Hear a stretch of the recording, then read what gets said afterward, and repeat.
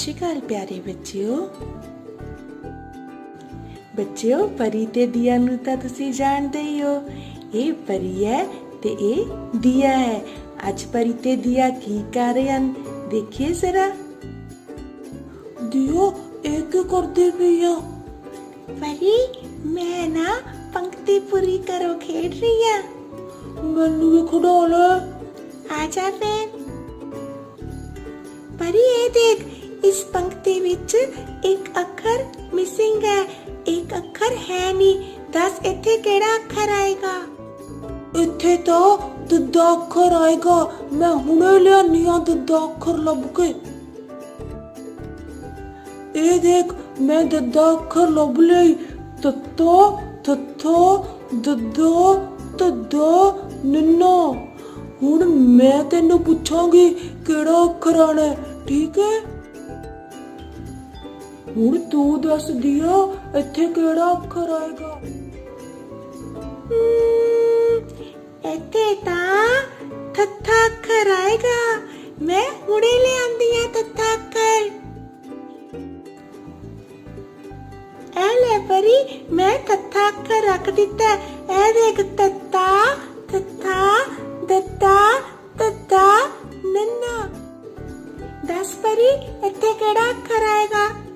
जल्दी दस। तत्तो थत्थो दद्दो तद्दा नन्ना। इत्थे नन्ना अखर आएगा।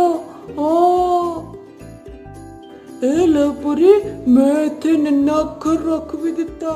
तां बहुत मजा आ रहा है। तेनू भी आ रहा है? हाँ परी, मैंने भी बड़ा मजा आ रहा है। प्यारे बच्चों, अज असी हाहा रारा गग्गा अते कक्का अखर लिखण दा अभ्यास करांगे। सब तो पहला लिखांगे हाहा इस तरह। लेटवी रेखा, सीधी रेखा, फिर गोल घुमाया, बन गया जी हाहा। हाँ जी बच्चों, असी हाहे दी तरह ही रारा लिखना है। लेटवी रेखा, सीधी रेखा, अध तक गोल घुमा के ले आए, तब बन गया रारा। प्यारे बच्चों, इस तरह देखो बच्चों, गग्गा भी कुछ इसे तरह पैंदा है। देखो, पहले रारा लिखिया, फिर एक सीधी रेखा लगाई, तब बन गया गग्गा। प्यारे बच्चों, लेटवी रेखा लगा के तिरछी रेखा नू गोल घुमा के बाहर कढ़ के कक्का बन जांदा है। देखो जी, इस तरह। हाँ जी प्यारे बच्चों, तुसी अपनी पाठ पुस्तक विच ये अभ्यास कर चुके हो। हाहा रारा गग्गा कक्का। हुण तुसी कापियां विच करना है। अच्छा प्यारे बच्चों, धन्नवाद, फिर मिलांगे।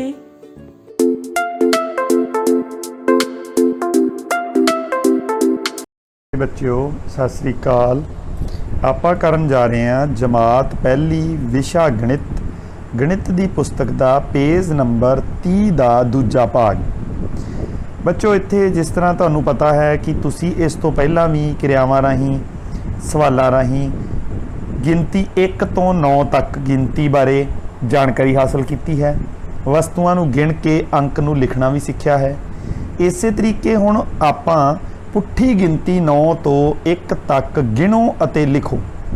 पुट्ठी गिनती गिननी है। पुट्ठी गिनती का मतलब है बच्चों कि जिस तरह अपने कोले वस्तुआं हन, मान लो 9, उन्हां विचों एक वस्तु अगर आपां कढ लीए तो पिछे वस्तुआं रह गईयां 8, फिर एक होर वस्तु कढ लीए तो वस्तुआं रह गईयां 7।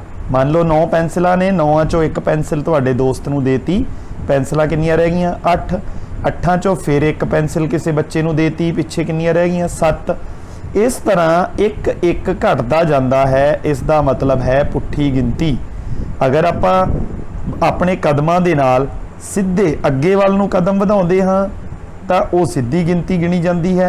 अगर आपां पुट्ठे कदम पिछे नूं कदम तुरदे हां तां इहदा मतलब पुट्ठी गिनती है। इस तरीके नाल हुण जो गिनती करनी है, तुसीं देख रहे हो अपने हाथ दीयां दोवां हत्थां दीयां उंगलां जिहड़ियां हुंदियां ने, उन्हां नाल आपां की करनी है? गिनती करनी है। तुसीं देख रहे हो जिहड़ियां खड़ियां उंगलां हन, उन्हां नूं आपां गिनना है अते इत्थे गिनती लिखनी है। सो पहलां सब तो पहले चित्र दे विच आपां देखदे हां कि किन्नियां उंगलां हन। हुण देखो इत्थे की है, सब तो पहला आपां इहनूं गिणांगे 1 2 3 4 5 6 7 8 9 ਕਿੰਨੇ ਹਨ 9 9 ਤੱਕ ਹੀ ਤੁਸੀਂ ਗਿਣਤੀ ਪੜ੍ਹੀ ਹੈ 9 ਅੰਕ ਆਪਾਂ ਇੱਥੇ ਲਿਖ ਲੈਣਾ ਹੈ 9 ਤੋਂ ਪਹਿਲਾਂ ਕਿਹੜੀ ਸੰਖਿਆ ਆਏਗੀ ਉਹ ਆਪਾਂ ਹੁਣ ਅਗਲੀਆਂ ਉਂਗਲਾਂ ਨੂੰ ਗਿਣਦੇ ਹਾਂ ਹੁਣ ਇੱਥੇ ਖੜੀਆਂ ਉਂਗਲਾਂ ਨੂੰ ਫੇਰ ਗਿਣਾਂਗੇ ਇੱਕ ਹੱਥ ਦੀਆਂ 5 ਉਂਗਲਾਂ ਖੜੀਆਂ ਹਨ ਦੂਜੇ ਹੱਥ ਦੀਆਂ 3 ਉਂਗਲਾਂ ਸੋ ਆਪਾਂ ਗਿਣਦੇ ਹਾਂ 1 2 3 4 5 6 7 8 ਹੁਣ ਇਹ ਕਿੰਨੀ ਗਿਣਤੀ ਬਣ ਗਈ ਬੱਚਿਓ 8 ਉਂਗਲਾਂ ਖੜੀਆਂ ਹਨ ਤੇ ਆਪਾਂ ਲਿਖਾਂਗੇ 8 ਇਹਦਾ ਮਤਲਬ 9 ਤੋਂ ਠੀਕ ਪਹਿਲਾਂ ਕਿਹੜਾ ਅੰਕ ਆਉਂਦਾ ਹੈ 8 ਆਉਂਦਾ ਹੈ ਹੁਣ ਉਸ ਤੋਂ ਬਾਅਦ ਆਪਾਂ ਦੇਖ ਰਹੇ ਹਾਂ ਅਗਲੀ ਗਿਣਤੀ ਕਰਾਂਗੇ ਹੁਣ ਆਪਾਂ ਦੇਖੋ ਅੱਗੇ ਕੀ ਹੈ ਫਿਰ 1 2 3 4 5 6 7 ਹੁਣ ਖੜੀਆਂ ਉਂਗਲਾਂ ਦੀ ਗਿਣਤੀ ਹੈ 7 ਸੋ ਆਪਾਂ ਹੁਣ ਕੀ ਲਿਖ ਦਾਂਗੇ ਇੱਥੇ ਅੰਕ 7 ਇਸ ਦਾ ਮਤਲਬ 8 ਤੋਂ ਪਹਿਲਾਂ ਕਿਹੜਾ ਅੰਕ ਆਉਂਦਾ ਹੈ ਬੱਚਿਓ 7 ਆਉਂਦਾ ਹੈ ਉਸ ਤੋਂ ਬਾਅਦ ਆਪਾਂ ਫੇਰ ਖੜੀਆਂ ਉਂਗਲਾਂ ਦੀ ਗਿਣਤੀ ਕਰਾਂਗੇ ਦੋ ਹੱਥਾਂ ਦੀਆਂ 3 ਉਂਗਲਾਂ ਦੋਵਾਂ ਦੀਆਂ ਖੜੀਆਂ ਹਨ 1 2 3 4 5 6 ਗਿਣਤੀ ਕਰਕੇ ਹੀ ਤੁਸੀਂ ਲਿਖਣਾ ਹੈ ਹੁਣ ਆਪਾਂ ਲਿਖਿਆ 6 7 ਤੋਂ ਪਹਿਲਾਂ ਕੀ ਆਉਂਦਾ ਹੈ 6 ਤੋਂ ਪਹਿਲਾਂ ਕੀ ਆਉਂਦਾ ਹੈ ਦੇਖੋ ਅਗਲੇ ਇੱਕ ਹੱਥ ਦੀਆਂ ਉਂਗਲਾਂ ਖੜੀਆਂ ਹਨ ਕਿੰਨੀਆਂ 5 ਬਿਲਕੁਲ ਠੀਕ 1 2 3 4 5 ਇੱਕ ਹੱਥ ਦੇ ਵਿੱਚ ਉਂਗਲਾਂ ਹੁੰਦੀਆਂ ਨੇ 5 ਤੋਂ 6 ਤੋਂ ਠੀਕ ਪਹਿਲਾਂ ਕੀ ਆਉਂਦਾ ਹੈ 5 ਅਗਲੀਆਂ ਫੇਰ ਉਂਗਲਾਂ ਗਿਣਦੇ ਹਾਂ ਹੁਣ 4 ਉਂਗਲਾਂ ਖੜੀਆਂ ਹਨ 1 2 3 4 ਆਪਾਂ ਅੰਕ ਲਿਖਾਂਗੇ 4 5 ਤੋਂ ਠੀਕ ਪਹਿਲਾਂ ਕੀ ਆਉਂਦਾ ਹੈ 4 ਹੁਣ ਇੱਕ ਹੱਥ ਦੀਆਂ ਦੋ ਉਂਗਲਾਂ ਬੰਦ ਹਨ 3 ਉਂਗਲਾਂ ਖੜੀਆਂ ਹਨ 1 2 3 ਗਿਣਤੀ ਗਿਣ ਕੇ ਕੀ ਲਿਖਾਂਗੇ 3 4 ਤੋਂ ਠੀਕ ਪਹਿਲਾਂ ਕਿਹੜਾ ਅੰਕ ਆਉਂਦਾ ਹੈ 3 ਅੱਗੇ ਇੱਕ ਹੱਥ ਦੀਆਂ 1 2 ਉਂਗਲਾਂ ਖੜੀਆਂ ਹਨ ਤੇ 3 ਤੋਂ ਠੀਕ ਪਹਿਲਾਂ ਕੀ ਆਉਂਦਾ ਹੈ 2 ਉਸ ਤੋਂ ਬਾਅਦ ਇੱਕ ਉਂਗਲ ਖੜੀ ਹੈ ਤੇ 2 ਤੋਂ ਪਹਿਲਾਂ ਕੀ ਆਉਂਦਾ ਹੈ 1 ਬੱਚਿਓ ਆਪਾਂ ਪੁੱਠੀ ਗਿਣਤੀ ਪੜ੍ਹੀ ਹੈ 9 ਤੋਂ ਪਹਿਲਾਂ ਦੇਖੋ 9 ਤੋਂ ਪਹਿਲਾਂ 8 8 ਤੋਂ ਪਹਿਲਾਂ 7 ਠੀਕ ਹੈ 7 ਤੋਂ ਪਹਿਲਾਂ 6 6 ਤੋਂ ਪਹਿਲਾਂ 5 5 ਤੋਂ ਪਹਿਲਾਂ 4 4 ਤੋਂ ਪਹਿਲਾਂ 3 3 ਤੋਂ ਬਾਅਦ 2 3 ਤੋਂ ਪਹਿਲਾਂ 2 2 ਤੋਂ ਪਹਿਲਾਂ ਕੀ ਆਉਂਦਾ ਹੈ 1 ਠੀਕ ਹੈ ਬੱਚਿਓ ਇਸੇ ਤਰੀਕੇ ਹੇਠ ਲਿਖੇ ਪੁੱਠੀ ਗਿਣਤੀ ਨੂੰ ਆਪਾਂ ਪੂਰਾ ਕਰਾਂਗੇ 9 8 8 ਤੋਂ ਪਹਿਲਾਂ 7 7 ਤੋਂ ਪਹਿਲਾਂ 6 6 ਤੋਂ ਪਹਿਲਾਂ 5 5 ਤੋਂ ਪਹਿਲਾਂ 4 4 ਤੋਂ ਪਹਿਲਾਂ 3 3 ਤੋਂ ਪਹਿਲਾਂ 2 2 ਤੋਂ ਪਹਿਲਾਂ 1 ਇਹ ਹੈ ਬੱਚਿਓ ਪੁੱਠੀ ਗਿਣਤੀ 9 8 7 6 5 4 3 2 1 ਠੀਕ ਹੈ ਬੱਚਿਓ ਉਮੀਦ ਕਰਦਾ ਤੁਹਾਨੂੰ ਸਮਝ ਆਈ ਹੋਊਗੀ ਅਗਲੇ ਸਵਾਲਾਂ ਨਾਲ ਫਿਰ ਮਿਲਾਂਗੇ thank you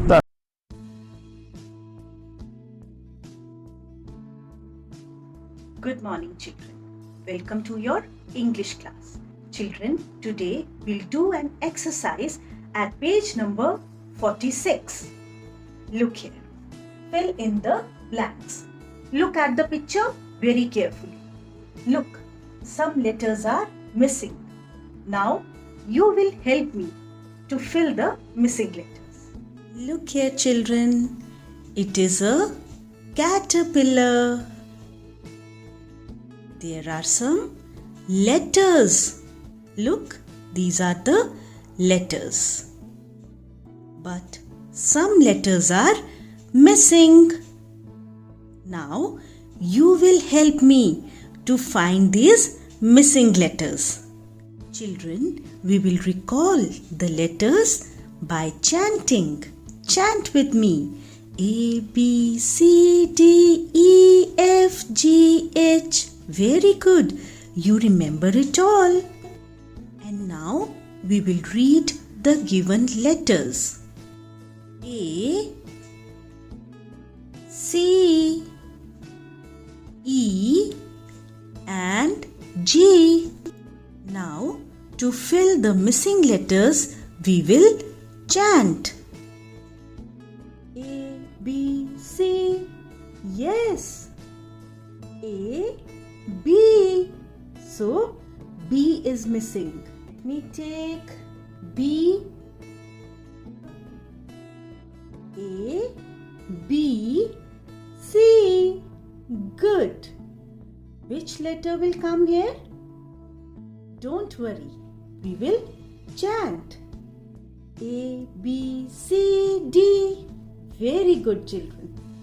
D. It's D. D. Now, let's revise. A, B, C, D, E, F. Good. So, after E, what will come? F. Good. So, we will put F. A, B, C, D, E, F, G, H. Good. Here is H. Two standing lines joined with a sleeping line.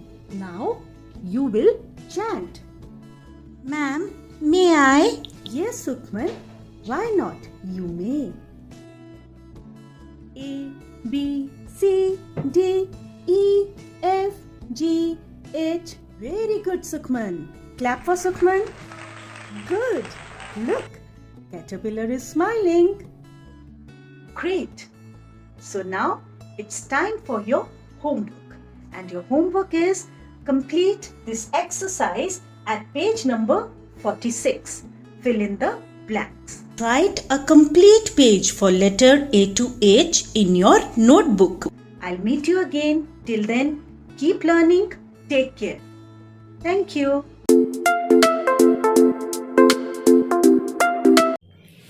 ਸਤਿ ਸ਼੍ਰੀ ਅਕਾਲ ਪਿਆਰੇ ਬੱਚਿਓ ਅੱਜ ਆਪਾਂ ਦੁਲਾਵਾਂ ਮਾਤਰਾ ਵਾਲੇ ਸ਼ਬਦਾਂ ਦੀ ਬੋਲ ਲਿਖਤ ਕਰਾਂਗੇ। ਚਲੋ ਫਿਰ ਜਲਦੀ ਆਪਣੀਆਂ ਕਾਪੀਆਂ ਖੋਲ ਲਵੋ।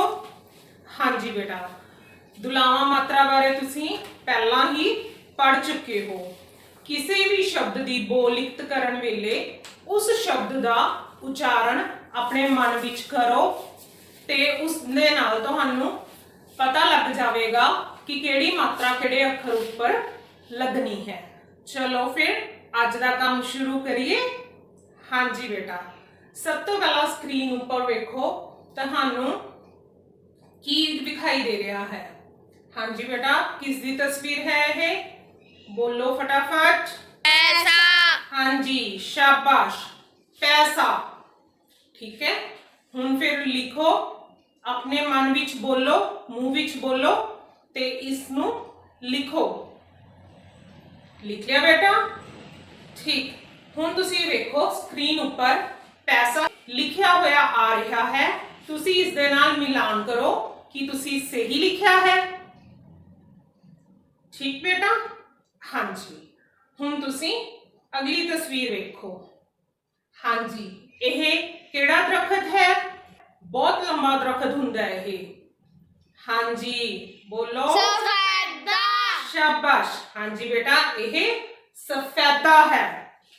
ਹਾਂਜੀ, ਹੁਣ ਤੁਸੀਂ ਸਫੈਦਾ ਸ਼ਬਦ ਆਪਣੀਆਂ ਕਾਪੀਆਂ ਉੱਪਰ ਲਿਖੋ। ਜਲਦੀ ਨਾਲ ਇਸ ਦਾ ਉਚਾਰਨ ਕਰੋ, ਤੁਹਾਨੂੰ ਮਾਤਰਾ ਦਾ ਅਭਿਆਸ ਹੋ ਜਾਵੇਗਾ। ਹਾਂਜੀ, ਲਿਖ ਲਿਆ ਬੇਟਾ? ਹੁਣ ਸਕਰੀਨ ਉੱਪਰ ਆ ਰਹੇ ਸਫੈਦਾ ਸ਼ਬਦ ਨਾਲ ਤੁਸੀਂ ਮਿਲਾਨ ਕਰੋ ਕਿ ਤੁਸੀਂ ਸਹੀ ਲਿਖਿਆ ਹੈ। ਠੀਕ ਬੇਟਾ? ਜਿਨ੍ਹਾਂ ਦਾ ਜਿਹੜੇ ਬੱਚੇ ਦੀ ਕੋਈ ਗਲਤੀ ਵੀ ਹੈ ਤਾਂ ਉਹ ਸਹੀ ਕਰ ਲੈਣ। ਠੀਕ? ਹਾਂਜੀ, ਅਗਲੀ ਤਸਵੀਰ ਵੇਖੋ। ਕੀ ਹੈ ਬੱਚਿਓ ਇਹ? ਹਾਂਜੀ, ਬੋਲੋ ਫਟਾਫਟ। ਲਾਲਟੈਨ। ਸ਼ਾਬਾਸ਼, ਲਾਲਟੈਨ। ਹਾਂਜੀ, ਇਹ ਲਾਲਟੈਨ ਦੀ ਤਸਵੀਰ ਹੈ। ਫਿਰ ਹੁਣ ਤੁਸੀਂ ਲਾਲਟੈਨ ਲਿਖੋ ਆਪਣੀ ਕਾਪੀਆਂ ਉੱਪਰ। ਹਾਂਜੀ, ਜਲਦੀ। ਹਾਂਜੀ, ਲਿਖ ਲਿਆ ਸਭ ਬੱਚਿਆਂ ਨੇ? ਹੁਣ ਬੇਟਾ ਸਕਰੀਨ ਉੱਪਰ ਆ ਰਹੇ ਸ਼ਬਦ ਲਾਲਟੈਨ ਨਾਲ ਤੁਸੀਂ ਆਪਣੀ ਕਾਪੀ ਉੱਪਰ ਲਿਖੇ ਸ਼ਬਦ ਦਾ ਮਿਲਾਨ ਕਰੋ ਵੀ ਤੁਸੀਂ ਸਹੀ ਲਿਖਿਆ ਹੈ। ਹਾਂਜੀ ਬੇਟਾ, ਹੁਣ ਅਗਲੀ ਤਸਵੀਰ ਵੇਖੋ। ਕੀ ਹੈ ਇਹ? ਹਾਂਜੀ, ਬੋਲੋ ਜਲਦੀ। ਆਪਣੀ ਦੇਸ਼ ਦੀ ਰੱਖਿਆ ਕਰਦੇ ਨੇ ਇਹ। ਹਾਂਜੀ ਬੇਟਾ, ਸੈਨਿਕ। ਹਾਂਜੀ ਹਾਂਜੀ ਹੁਣ ਸੈਨਿਕ ਸ਼ਬਦ ਲਿਖੋ ਆਪਣੀ ਕਾਪੀ ਉੱਪਰ। ਠੀਕ, ਲਿਖ ਲਿਆ ਬੇਟਾ। ਹੁਣ ਤੁਸੀਂ ਸੈਨਿਕ ਸ਼ਬਦ ਨਾਲ ਆਪਣੀ ਕਾਪੀ ਉੱਪਰ ਲਿਖੇ ਸ਼ਬਦ ਦਾ ਮਿਲਾਨ ਕਰੋ। ਸਹੀ ਹੈ ਇਹ? ਠੀਕ। ਹਾਂਜੀ ਪਿਆਰੇ ਬੱਚਿਓ, ਹੁਣ ਤੁਸੀਂ ਆਪਣੀ ਮਾਤਾ ਪਿਤਾ ਜਾਂ ਵੱਡੇ ਭੈਣ ਭਰਾ ਦੀ ਮਦਦ ਨਾਲ ਹੋਰ ਸ਼ਬਦਾਂ ਦਾ ਅਭਿਆਸ ਕਰਨਾ ਹੈ। ਉਹਨਾਂ ਨੂੰ ਕਹਿਣਾ ਤੁਸੀਂ ਕਿ ਸਾਨੂੰ ਬੋਲ ਲਿਖਤ ਬੋਲੋ ਤੇ ਤੁਸੀਂ ਆਪਣੀ ਕਾਪੀਆਂ ਉੱਪਰ ਲਿਖਣਾ ਹੈ। ਧੰਨਵਾਦ। ਸਤਿ ਸ਼੍ਰੀ ਅਕਾਲ ਪਿਆਰੇ ਬੱਚਿਓ, ਅੱਜ ਅਸੀਂ ਸੰਖਿਆ ਨੂੰ ਇਕਾਈ ਦਹਾਈ ਦੇ ਚਾਰਟ ਵਿੱਚ ਲਿਖਣਾ ਅਤੇ ਸੰਖਿਆ ਦੇ ਅੰਕਾਂ ਦਾ ਸਥਾਨਕ ਮੁੱਲ ਪਤਾ ਕਰਨਾ ਸਿੱਖਾਂਗੇ। ਸਾਡੇ ਕੋਲ ਪਹਿਲੀ ਸੰਖਿਆ ਹੈ 32। 32 ਦਾ ਮਾਨ ਕਾਰਡ ਹੈ ਆਪਣੇ ਕੋਲ। ਤਾਂ ਇਸ ਵਿੱਚ ਆਪਣੇ ਕੋਲ ਇਕਾਈ ਦੇ ਸਥਾਨ ਤੇ ਅੰਕ ਹੈ 2। ਤਾਂ ਅਸੀਂ ਸਥਾਨਕ ਮੁੱਲ ਸਾਰਣੀ ਦੇ ਵਿੱਚ ਇਕਾਈ ਦੇ ਜਗ੍ਹਾ ਤੇ 2 ਦਾ ਅੰਕ ਰੱਖਾਂਗੇ। ਇਸੇ ਤਰ੍ਹਾਂ ਦਹਾਈ ਦੇ ਸਥਾਨ ਤੇ ਸਾਡੇ ਕੋਲ ਅੰਕ ਹੈ 3। ਤਾਂ ਸਥਾਨਕ ਮੁੱਲ ਸਾਰਣੀ ਦੇ ਵਿੱਚ ਦਹਾਈ ਦਾ ਅੰਕ ਅਸੀਂ 3 ਰੱਖਾਂਗੇ। ਬੱਚਿਓ, ਇਕਾਈ ਦੇ ਲਈ ਅਸੀਂ 1 ਰੁਪਏ ਦੇ ਕਰੰਸੀ ਨੋਟ ਦੀ ਵਰਤੋਂ ਕਰਦੇ ਹਾਂ। ਤਾਂ ਸਾਡੇ ਕੋਲ ਇਕਾਈ ਦੇ ਸਥਾਨ ਤੇ 2 ਦਾ ਅੰਕ ਹੈ, ਤਾਂ ਅਸੀਂ 1 ਰੁਪਏ ਦੇ 2 ਨੋਟ ਲਵਾਂਗੇ। 1 2। ਇਸੇ ਤਰ੍ਹਾਂ ਦਹਾਈ ਦੇ ਲਈ ਅਸੀਂ 10 ਰੁਪਏ ਦੇ ਕਰੰਸੀ ਨੋਟ ਦੀ ਵਰਤੋਂ ਕਰਦੇ ਹਾਂ। ਦਹਾਈ ਦੇ ਸਥਾਨ ਤੇ ਸਾਡੇ ਕੋਲ 3 ਦਾ ਅੰਕ ਹੈ, ਤਾਂ ਅਸੀਂ ਇਸ ਦੇ ਲਈ 10 ਦੇ 3 ਕਰੰਸੀ ਨੋਟ ਲਵਾਂਗੇ। 1 2 3। ਬੱਚਿਓ, ਹੁਣ ਅਸੀਂ ਇਹਨਾਂ ਅੰਕਾਂ ਦਾ ਸਥਾਨਕ ਮੁੱਲ ਪਤਾ ਕਰਾਂਗੇ। ਤਾਂ ਸਾਡੇ ਕੋਲ ਇਕਾਈ ਦੇ ਸਥਾਨ ਤੇ 2 ਦਾ ਅੰਕ ਹੈ, ਇਸ ਲਈ 1 ਦੇ 2 ਨੋਟ ਲਏ ਹਨ, ਜਿਸ ਦਾ ਮੁੱਲ ਹੈ 2 ਰੁਪਏ। ਇਸ ਲਈ ਇਕਾਈ ਦੇ 2 ਦਾ ਸਥਾਨਕ ਮੁੱਲ ਹੋ ਗਿਆ 2। ਇਸੇ ਤਰ੍ਹਾਂ ਦਹਾਈ ਦੇ 3 ਲਈ ਅਸੀਂ 10 ਦੇ 3 ਨੋਟ ਲਏ ਹਨ, ਜਿਨ੍ਹਾਂ ਦਾ ਮੁੱਲ ਹੈ 30 ਰੁਪਏ। ਤਾਂ ਇਸ ਲਈ ਦਹਾਈ ਦੇ ਅੰਕ 3 ਦਾ ਸਥਾਨਕ ਮੁੱਲ ਹੋ ਗਿਆ 30। ਹੁਣ ਅਸੀਂ ਇਸ ਨੂੰ ਮਾਨ ਕਾਰਡ ਦੁਆਰਾ ਦੇਖਾਂਗੇ। ਤਾਂ ਸਾਡੇ ਕੋਲ ਆ ਗਿਆ ਇਕਾਈ ਦੇ 2 ਦਾ ਸਥਾਨਕ ਮੁੱਲ 2 ਅਤੇ ਦਹਾਈ ਦੇ 3 ਦਾ ਸਥਾਨਕ ਮੁੱਲ 30। ਬੱਚਿਓ, ਤੁਸੀਂ ਆਪਣੀ ਕਾਪੀ ਦੇ ਉੱਪਰ ਸਵਾਲ ਕਰਨ ਸਮੇਂ ਇਸ ਸਵਾਲ ਦੀ ਰਕਮ ਲਿਖਣੀ ਹੈ। ਆਪਣੇ ਕੋਲ ਰਕਮ ਹੈ 32। ਇਸ ਦਾ ਜਦੋਂ ਹੱਲ ਕਰਨਾ ਹੈ ਤਾਂ ਇਕਾਈ ਦੇ ਸਥਾਨ ਤੇ ਅੰਕ 2, ਦਹਾਈ ਦੇ ਸਥਾਨ ਤੇ ਅੰਕ 3। ਤਾਂ ਇਕਾਈ ਵਾਲੇ ਅੰਕ ਦਾ ਸਥਾਨਕ ਮੁੱਲ ਆਏਗਾ 2 ਇਕਾਈਆਂ ਬਰਾਬਰ 2। ਤੇ ਇਸੇ ਤਰ੍ਹਾਂ ਦਹਾਈ ਵਾਲੇ ਸਥਾਨ ਤੇ ਜੋ ਅੰਕ ਹੈ 3, ਉਸ ਦਾ ਸਥਾਨਕ ਮੁੱਲ ਆਏਗਾ 3 ਦਹਾਈਆਂ ਬਰਾਬਰ 30। ਬੱਚਿਓ, ਸਾਡੇ ਕੋਲ ਅਗਲੀ ਸੰਖਿਆ ਹੈ 64। 64 ਨੂੰ ਅਸੀਂ ਮਾਨ ਕਾਰਡ ਨਾਲ ਦੇਖਦੇ ਹਾਂ। ਤਾਂ 64 ਦੇ ਵਿੱਚ ਇਕਾਈ ਦੇ ਸਥਾਨ ਤੇ ਸਾਡੇ ਕੋਲ ਅੰਕ ਹੈ 4। ਤਾਂ ਸਥਾਨਕ ਮੁੱਲ ਸਾਰਣੀ ਦੇ ਵਿੱਚ ਇਕਾਈ ਦੇ ਸਥਾਨ ਤੇ ਅਸੀਂ 4 ਦਾ ਅੰਕ ਰੱਖਾਂਗੇ। ਇਸੇ ਤਰ੍ਹਾਂ ਦਹਾਈ ਦੇ ਸਥਾਨ ਦੇ ਉੱਪਰ ਅੰਕ ਹੈ 6। ਤਾਂ ਸਥਾਨਕ ਮੁੱਲ ਸਾਰਣੀ ਦੇ ਵਿੱਚ ਦਹਾਈ ਦੇ ਸਥਾਨ ਤੇ ਅਸੀਂ 6 ਦਾ ਅੰਕ ਰੱਖਾਂਗੇ। ਬੱਚਿਓ, ਇਕਾਈ ਦੇ ਸਥਾਨ ਦੇ ਲਈ ਅਸੀਂ 1 ਰੁਪਏ ਦੇ ਨੋਟ ਵਰਤਦੇ ਹਾਂ। ਤਾਂ ਇਸ ਲਈ ਇਕਾਈ ਦੇ ਅੰਕ 4 ਲਈ ਅਸੀਂ 1 ਰੁਪਏ ਦੇ 4 ਨੋਟ ਲਵਾਂਗੇ। 1 2 3 4। ਇਸੇ ਤਰ੍ਹਾਂ ਦਹਾਈ ਦੇ ਸਥਾਨ ਦੇ ਲਈ ਅਸੀਂ 10 ਰੁਪਏ ਦੇ ਨੋਟ ਵਰਤਦੇ ਹਾਂ। ਤਾਂ ਦਹਾਈ ਦੇ ਅੰਕ 6 ਲਈ ਅਸੀਂ 10 ਦੇ 6 ਨੋਟ ਲਵਾਂਗੇ। 1 2 3 4 5 6। ਹੁਣ ਬੱਚਿਓ, ਅਸੀਂ ਇਹਨਾਂ ਦਾ ਸਥਾਨਕ ਮੁੱਲ ਦੇਖਾਂਗੇ। ਤਾਂ ਸਾਡੇ ਕੋਲ ਇਕਾਈ ਦੇ ਸਥਾਨ ਤੇ ਅੰਕ 4 ਹੈ, ਤਾਂ ਇਸ ਲਈ ਅਸੀਂ 1 ਰੁਪਏ ਦੇ ਨੋਟ ਲਏ ਹਨ, ਜਿਨ੍ਹਾਂ ਦਾ ਮੁੱਲ ਹੈ 4 ਰੁਪਏ। ਇਸ ਲਈ ਇਕਾਈ 4 ਦਾ ਸਥਾਨਕ ਮੁੱਲ ਹੋ ਗਿਆ 4। ਦਹਾਈ ਦੇ ਅੰਕ 6 ਲਈ ਅਸੀਂ 10 ਦੇ 6 ਨੋਟ ਲਏ ਹਨ, ਜਿਨ੍ਹਾਂ ਦਾ ਮੁੱਲ ਹੈ 60 ਰੁਪਏ। ਤਾਂ ਇਸ ਲਈ ਦਹਾਈ ਦੇ ਅੰਕ 6 ਦਾ ਸਥਾਨਕ ਮੁੱਲ ਹੋ ਗਿਆ 60। ਜਦੋਂ ਅਸੀਂ ਮਾਨ ਕਾਰਡ ਨੂੰ ਖੋਲਦੇ ਹਾਂ ਤਾਂ ਸਾਡੇ ਕੋਲ ਆਉਂਦਾ ਹੈ ਇਕਾਈ ਦੇ ਅੰਕ 4 ਦਾ ਸਥਾਨਕ ਮੁੱਲ 4 ਅਤੇ ਦਹਾਈ ਦੇ ਅੰਕ 6 ਦਾ ਸਥਾਨਕ ਮੁੱਲ 60। ਬੱਚਿਓ, ਇਸ ਸਵਾਲ ਨੂੰ ਜਦੋਂ ਤੁਸੀਂ ਕਾਪੀ ਉੱਪਰ ਕਰਨਾ ਹੈ ਤਾਂ ਸਭ ਤੋਂ ਪਹਿਲਾਂ ਸਵਾਲ ਦੀ ਰਕਮ ਲਿਖਣੀ ਹੈ। ਸਾਡੇ ਕੋਲ ਸਵਾਲ ਹੈ 64 ਦਾ ਸਥਾਨਕ ਮੁੱਲ ਪਤਾ ਕਰੋ। ਤਾਂ ਇਸ ਦਾ ਹੱਲ ਕਰਦੇ ਹੋਏ ਆਪਾਂ ਲਿਖਣਾ ਹੈ 64 ਦੇ ਵਿੱਚ ਇਕਾਈ ਦੇ ਸਥਾਨ ਤੇ 4 ਦਾ ਅੰਕ ਹੈ ਅਤੇ ਦਹਾਈ ਦੇ ਸਥਾਨ ਤੇ 6 ਦਾ ਅੰਕ ਹੈ। ਤਾਂ 4 ਇਕਾਈਆਂ ਮਤਲਬ 4 ਤੇ 6 ਦਹਾਈਆਂ ਦਾ ਮਤਲਬ ਹੈ 60। ਬੱਚਿਓ, ਤੁਸੀਂ ਆਪਣੀ ਗਣਿਤ ਦੀ ਕਿਤਾਬ ਤੇ ਪੰਨਾ ਨੰਬਰ 24 ਉੱਪਰ ਆਓ ਕਰੀਏ ਵਿੱਚ ਸੰਖਿਆ ਨੂੰ ਇਕਾਈ ਅਤੇ ਦਹਾਈ ਦੇ ਚਾਰਟ ਉੱਪਰ ਲਿਖਣਾ ਹੈ ਅਤੇ ਉਹਨਾਂ ਦਾ ਸਥਾਨਕ ਮੁੱਲ ਪਤਾ ਕਰਨਾ ਹੈ। ਬੱਚਿਓ ਤੁਸੀਂ ਇਹਨਾਂ ਸਵਾਲਾਂ ਨੂੰ ਆਪਣੀ ਕਾਪੀ ਉੱਪਰ ਵੀ ਹੱਲ ਕਰਨਾ ਹੈ। ਧੰਨਵਾਦ।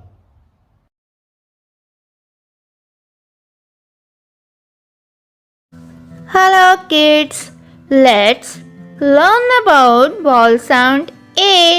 Today we will make some words with sound M, R. Let's read with me kids. A, M, am. D, am, dam, dam. J, am, jam, jam. H, am, ham, ham.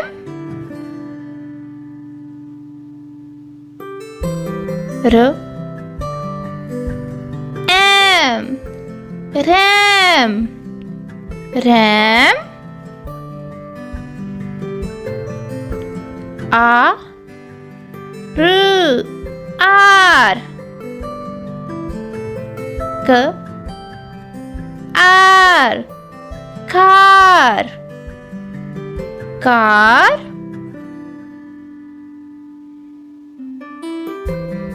F, R, far, far means dur. J, R, jar, jar. Kids, let's read again. D, am, dam, dam. J, am, jam, jam. H, am, ham, ham. R, am, ram, ram. A, R, R. K, R, car, car.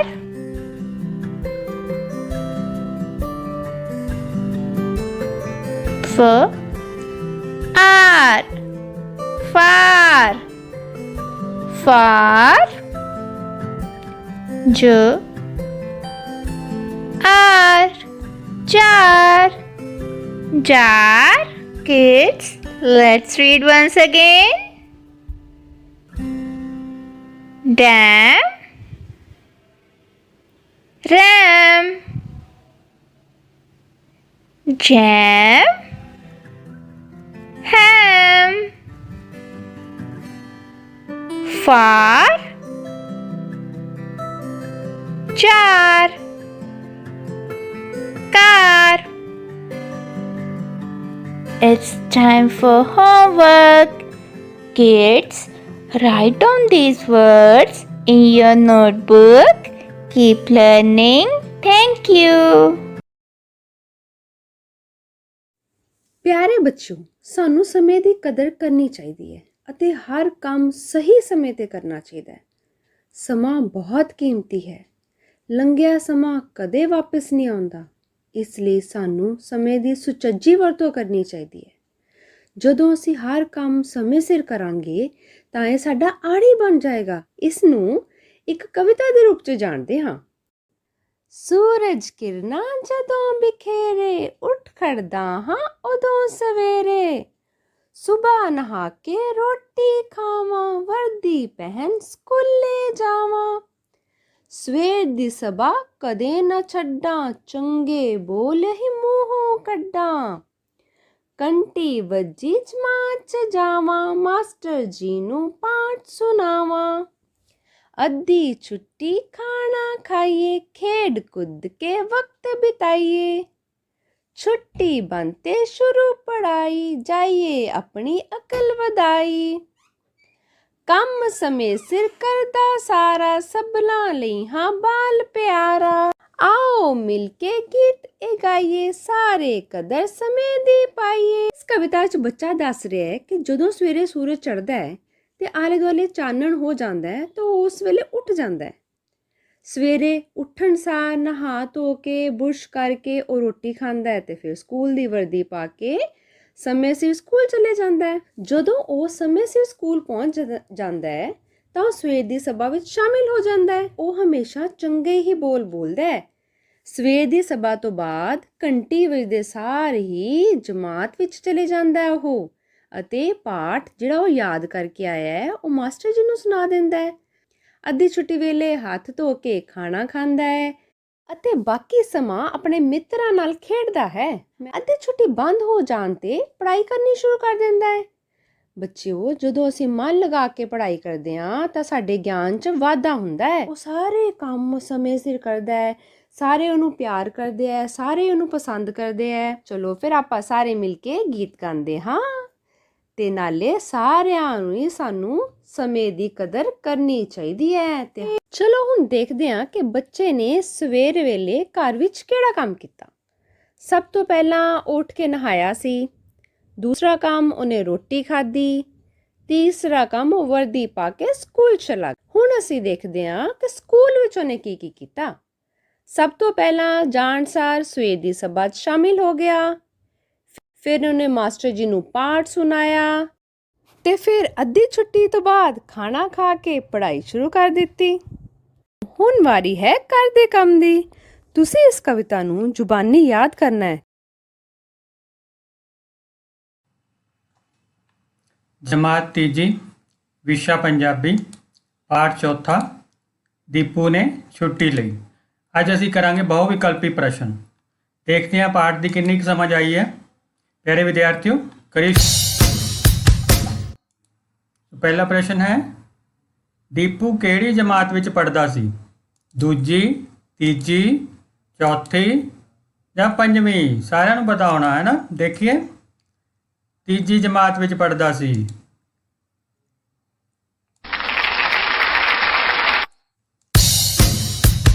अगला प्रश्न है, दीपू अपनी mummy तो रोज सवेरे की मंगदा सी? की मंगदा सी?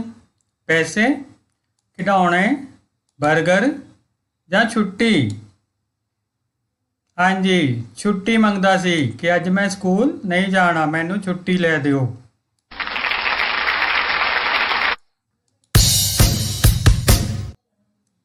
अगला प्रश्न है, सवेरे उठ के दीपू भज्जा भज्जा कित्थे गया? स्कूल, बाजार, बाग विच या फिर नानी घर? कित्थे गया सी?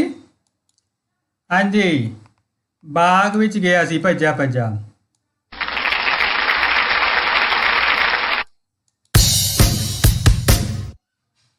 इन्हां विचों कौन दीपू नूं नहीं मिलिया? कीड़ियां, कुत्ता, चिड़िया या फिर तोते? कौन नहीं सी मिले इन्हां चों? तोते। शाबाश।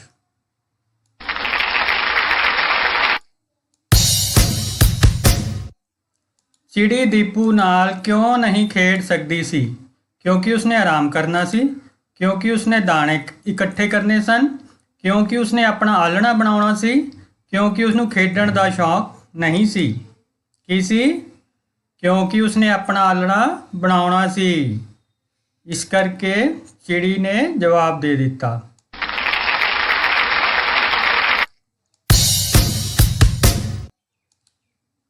कीड़ियां ने दीपू नूं की उत्तर दिता? ਇਹ ਸਾਡਾ ਭੋਜਨ ਇਕੱਠਾ ਕਰਨ ਦਾ ਸਮਾਂ ਹੈ, ਇਹ ਸਾਡਾ ਖੇਡਣ ਦਾ ਸਮਾਂ ਹੈ, ਇਹ ਸਾਡਾ ਆਰਾਮ ਕਰਨ ਦਾ ਸਮਾਂ ਹੈ, ਇਹ ਸਾਡਾ ਘੁੰਮਣ ਦਾ ਸਮਾਂ ਹੈ। ਕੀੜੀਆਂ ਨੇ ਕੀ ਕਿਹਾ? ਇਹ ਸਾਡਾ ਭੋਜਨ ਇਕੱਠਾ ਕਰਨ ਦਾ ਸਮਾਂ ਹੈ। Very good. अगले प्रश्न पर चलिए। अगला प्रश्न है, मोती कुत्ता दीपू नाल कितनी देर खेडदा रहा? वो थोड़ी देर खेडिया, बिल्कुल भी नहीं खेडिया, सारा दिन खेडिया, दोपहर तक खेडिया? हाँ जी, बिल्कुल भी नहीं खेडिया। ਕਿਉਂਕਿ ਉਸਨੇ ਰਖਵਾਲੀ ਕਰਨੀ ਸੀ, ਉਹਦੇ ਕੋਲ ਵੀ ਸਮਾਂ ਨਹੀਂ।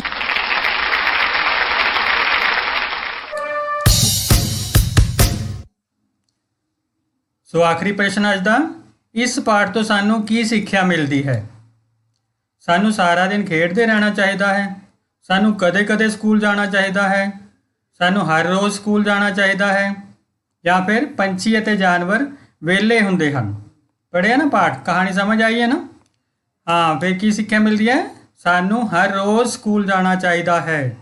ਸੋ ਮੈਨੂੰ ਲੱਗਦਾ ਹੈ ਤੁਸੀਂ ਬਹੁਤ ਵਧੀਆ ਤਰੀਕੇ ਨਾਲ ਜਵਾਬ ਦਿੱਤੇ ਹੋਣੇ, ਕਿਉਂਕਿ ਪਾਠ ਅੱਛੀ ਤਰ੍ਹਾਂ ਪੜ੍ਹਿਆ ਹੋਵੇਗਾ।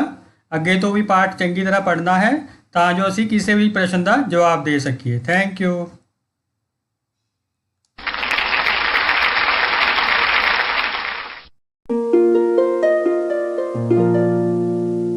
ਸਤਿ ਸ਼੍ਰੀ ਅਕਾਲ ਪਿਆਰੇ ਬੱਚਿਓ, ਅੱਜ ਅਸੀਂ ਵੱਖ-ਵੱਖ ਤਰੀਕਿਆਂ ਨਾਲ ਗਿਣਤੀ ਵਿੱਚੋਂ ਛੱਡ ਕੇ ਕਰਨੀ ਸਿੱਖਾਂਗੇ। ਤਾਂ ਚਲੋ ਫਿਰ ਸ਼ੁਰੂ ਕਰਦੇ ਹਾਂ। ਬੱਚਿਓ, ਤੁਹਾਨੂੰ ਸਾਰਿਆਂ ਨੂੰ ਗਿਣਤੀ ਤਾਂ ਆਉਂਦੀ ਹੈ। ਅੱਜ ਅਸੀਂ ਵੱਖ-ਵੱਖ ਤਰੀਕਿਆਂ ਨਾਲ ਗਿਣਤੀ ਕਰਨੀ ਸਿੱਖਾਂਗੇ। ਤਾਂ ਬੱਚਿਓ, ਇਹ ਹੈ ਮੇਰੇ ਕੋਲ ਟੈਡੀ ਬੀਅਰ। ਇਸ ਦਾ ਨਾਮ ਹੈ ਬੰਨੀ। ਬੰਨੀ ਬੜੀਆਂ ਛਾਲਾਂ ਲਾਉਂਦਾ ਹੈ। ਤਾਂ ਦੇਖਦੇ ਹਾਂ ਬੰਨੀ ਕਿਹੜੇ ਅੰਕ ਤੇ ਹੈ? 1 ਤੇ। ਤਾਂ ਬੰਨੀ ਨੇ ਕਿਹੜੇ ਅੰਕ ਤੇ ਛਾਲ ਲਗਾਈ? 3 ਤੇ। ਫਿਰ 5 ਤੇ, 7, 9, 11, 13। ਇਸ ਤਰ੍ਹਾਂ ਬੰਨੀ ਇੱਕ ਅੰਕ ਛੱਡ ਕੇ ਦੂਜੇ ਅੰਕ ਤੇ ਛਾਲ ਲਗਾ ਰਿਹਾ ਹੈ। ਤਾਂ ਦੇਖੋ ਬੱਚਿਓ, ਬੰਨੀ ਹੁਣ ਕਿਹੜੇ ਅੰਕ ਤੇ ਹੈ? ਹਾਂਜੀ ਬੱਚਿਓ, ਦੱਸੋ ਕਿਹੜੇ ਅੰਕ ਤੇ ਹੈ? ਵੈਰੀ ਗੁੱਡ, 1 ਅੰਕ ਤੇ। ਹੁਣ ਇਸ ਤੋਂ ਬਾਅਦ ਦੇਖੋ ਬੱਚਿਓ, ਬੰਨੀ ਨੇ ਕਿਹੜੇ ਅੰਕ ਤੇ ਛਾਲ ਲਗਾਈ? 3 ਤੇ। 3 ਤੋਂ ਬਾਅਦ 5 ਤੇ। ਕਿਹੜੇ ਅੰਕ ਤੇ ਛਾਲ ਲਗਾਈ? 5 ਤੇ। ਤਾਂ ਦੇਖੋ ਬੱਚਿਓ, ਬੰਨੀ ਇੱਕ ਅੰਕ ਛੱਡ ਕੇ ਦੂਜੇ ਅੰਕ ਤੇ ਛਾਲ ਲਗਾ ਰਿਹਾ ਹੈ। 7 ਤੋਂ ਬਾਅਦ ਕਿਹੜੇ ਅੰਕ ਤੇ ਛਾਲ ਲਗਾਈ? 9 ਤੇ। 9 ਤੋਂ ਬਾਅਦ 11 ਤੇ। ਇਹ ਹੈ ਬੱਚਿਓ 2 ਦੀ ਛਾਲ। ਤਾਂ ਬੱਚਿਓ ਦੇਖੋ, ਜੇ ਹੁਣ ਬੰਨੀ 4 ਅੰਕ ਤੇ ਖੜਾ ਹੈ, ਇਸ ਤੋਂ ਬਾਅਦ ਉਹ 2 ਦੀ ਛਾਲ ਕਿਹੜੇ ਅੰਕ ਤੇ ਲਗਾਵੇਗਾ? 4, 6, 8, 10, 12। ਤਾਂ ਇਸ ਤਰ੍ਹਾਂ ਤੁਸੀਂ 4 ਤੋਂ ਬਾਅਦ 2 ਦੀ ਛਾਲ ਲੱਗੀ ਅੰਕ 6 ਤੇ। 6 ਤੋਂ ਬਾਅਦ 8, 8 ਤੋਂ ਬਾਅਦ 10, ਫਿਰ 12, 14, 16 ਅਤੇ 18। ਤਾਂ ਬੱਚਿਓ, ਹੁਣ ਤੁਸੀਂ ਇਸੇ ਤਰ੍ਹਾਂ 7 ਅੰਕ ਲਿਖਿਆ ਹੋਇਆ ਨਾ, ਤਾਂ ਇਹ ਵਾਲੀ ਲਾਈਨ ਨੂੰ ਤੁਸੀਂ ਘਰੋਂ ਪੂਰਾ ਕਰਨਾ ਹੈ ਕਿ 2 ਦੀ ਛਾਲ ਲਗਾ ਕੇ ਸਾਨੂੰ ਕਿਹੜੇ ਅੰਕ ਮਿਲਣਗੇ। ਤਾਂ ਬੱਚਿਓ ਦੇਖੋ, ਬੰਨੀ ਹੋਰ ਵੀ ਵੱਡੀਆਂ ਛਾਲਾਂ ਲਗਾਉਂਦਾ ਹੈ। ਦੇਖੀਏ ਕਿਸ ਤਰ੍ਹਾਂ। ਬੰਨੀ ਕਿਹੜੇ ਅੰਕ ਤੇ ਹੈ? 2 ਤੇ ਛਾਲ ਲਗਾਈ, 5 ਤੇ, 8 ਤੇ, 11 ਤੇ। ਇਸ ਤਰ੍ਹਾਂ ਬੰਨੀ 2 ਅੰਕ ਛੱਡ ਕੇ ਤੀਜੇ ਅੰਕ ਤੇ ਛਾਲ ਲਗਾ ਰਿਹਾ ਹੈ।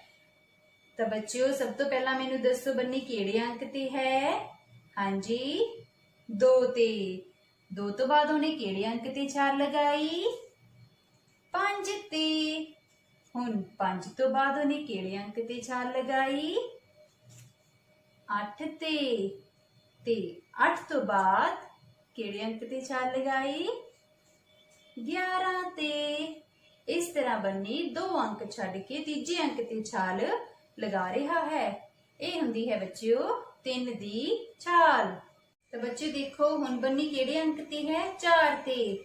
ਤਾਂ ਉਹ 3 ਦੀ ਛਾਲ ਲਗਾ ਕੇ ਕਿੱਥੇ ਪਹੁੰਚ ਗਿਆ? 7 ਤੇ। ਫਿਰ 10 ਤੇ, ਫਿਰ 13 ਤੇ। ਇਸ ਤਰ੍ਹਾਂ ਬੰਨੀ 4 ਤੋਂ ਬਾਅਦ ਕਿੱਥੇ ਪਹੁੰਚ ਗਿਆ? 7 ਤੇ। 7 ਤੋਂ ਬਾਅਦ 3 ਦੀ ਛਾਲ ਲਾਈ, 10 ਤੇ। 10 ਤੋਂ ਬਾਅਦ 13, 16, 16 ਤੋਂ ਬਾਅਦ 19, ਫਿਰ 22, 22 ਤੋਂ ਬਾਅਦ 25। ਤਾਂ ਬੱਚਿਓ, ਹੁਣ ਤੁਸੀਂ ਘਰੇ 5 ਅੰਕ ਤੋਂ ਬਾਅਦ 3 ਦੀ ਛਾਲ ਲਗਾ ਕੇ ਦੇਖਣਾ ਹੈ ਕਿ ਤੁਹਾਨੂੰ ਕਿਹੜੇ ਅੰਕ ਜਾਂ ਸੰਖਿਆਵਾਂ ਪ੍ਰਾਪਤ ਹੁੰਦੀਆਂ ਹਨ। ਇਸ ਦੇ ਨਾਲ ਹੀ ਬੱਚਿਓ ਤੁਸੀਂ ਆਪਣੇ ਘਰ ਸਟੈਪੂ ਬਣਾ ਕੇ 2 ਅਤੇ 3 ਦੀਆਂ ਛਾਲਾਂ ਲਗਾ ਕੇ ਇਹ ਦੇਖਣਾ ਹੈ ਕਿ ਕਿਹੜੀ ਸੰਖਿਆ ਤੁਹਾਨੂੰ ਪ੍ਰਾਪਤ ਹੁੰਦੀ ਹੈ। ਧੰਨਵਾਦ।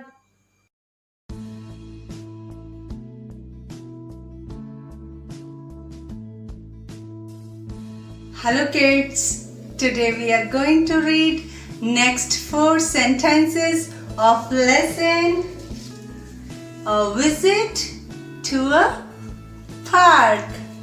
Are you ready? Let's start. First sentence. Komal. Komal.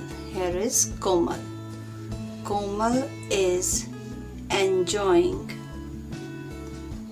Enjoy,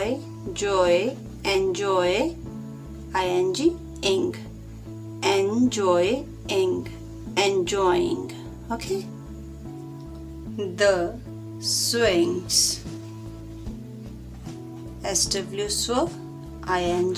ing, swing, swings, okay. So Komal is enjoying the swings, okay. Second sentence. Yes, what is it? We have read it so many times. There is a big tree in the middle of the park. Look here, there is a big tree in the middle of the park, okay. Nowhere else, neither right nor left, in the middle.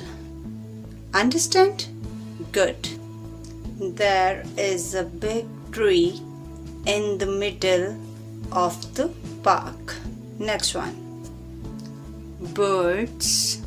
How to spell it? B-I-R-D-S.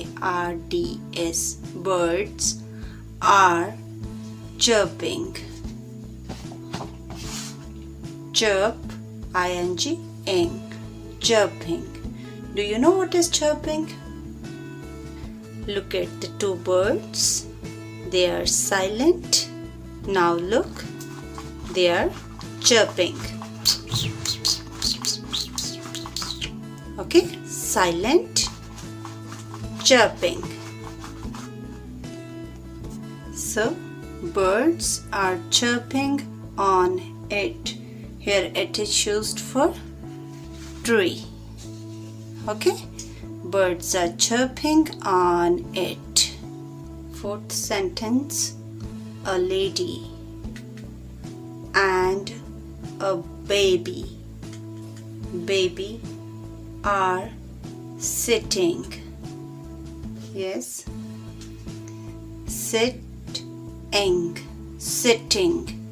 T has a loud sound, that's why double T, okay. How to spell it? S-I-T-T-I-N-G, sitting on a bench near the tree, okay. Look, near, far, okay. They are sitting near the tree. So what we read? Komal is enjoying the swings. There is a big tree in the middle of the park. Birds are chirping on it. A lady and a baby are sitting on a bench near the tree. Now we will read all these collectively. Okay, repeat after me. Komal is enjoying the swings. Good. There is a big tree in the middle of the park. Good. Birds are chirping on it. A lady and a baby are sitting on a bench near the tree. Good. It's time for homework. Write down their names in your notebook. Okay, that was all for today. See you soon. Bye bye. Take care.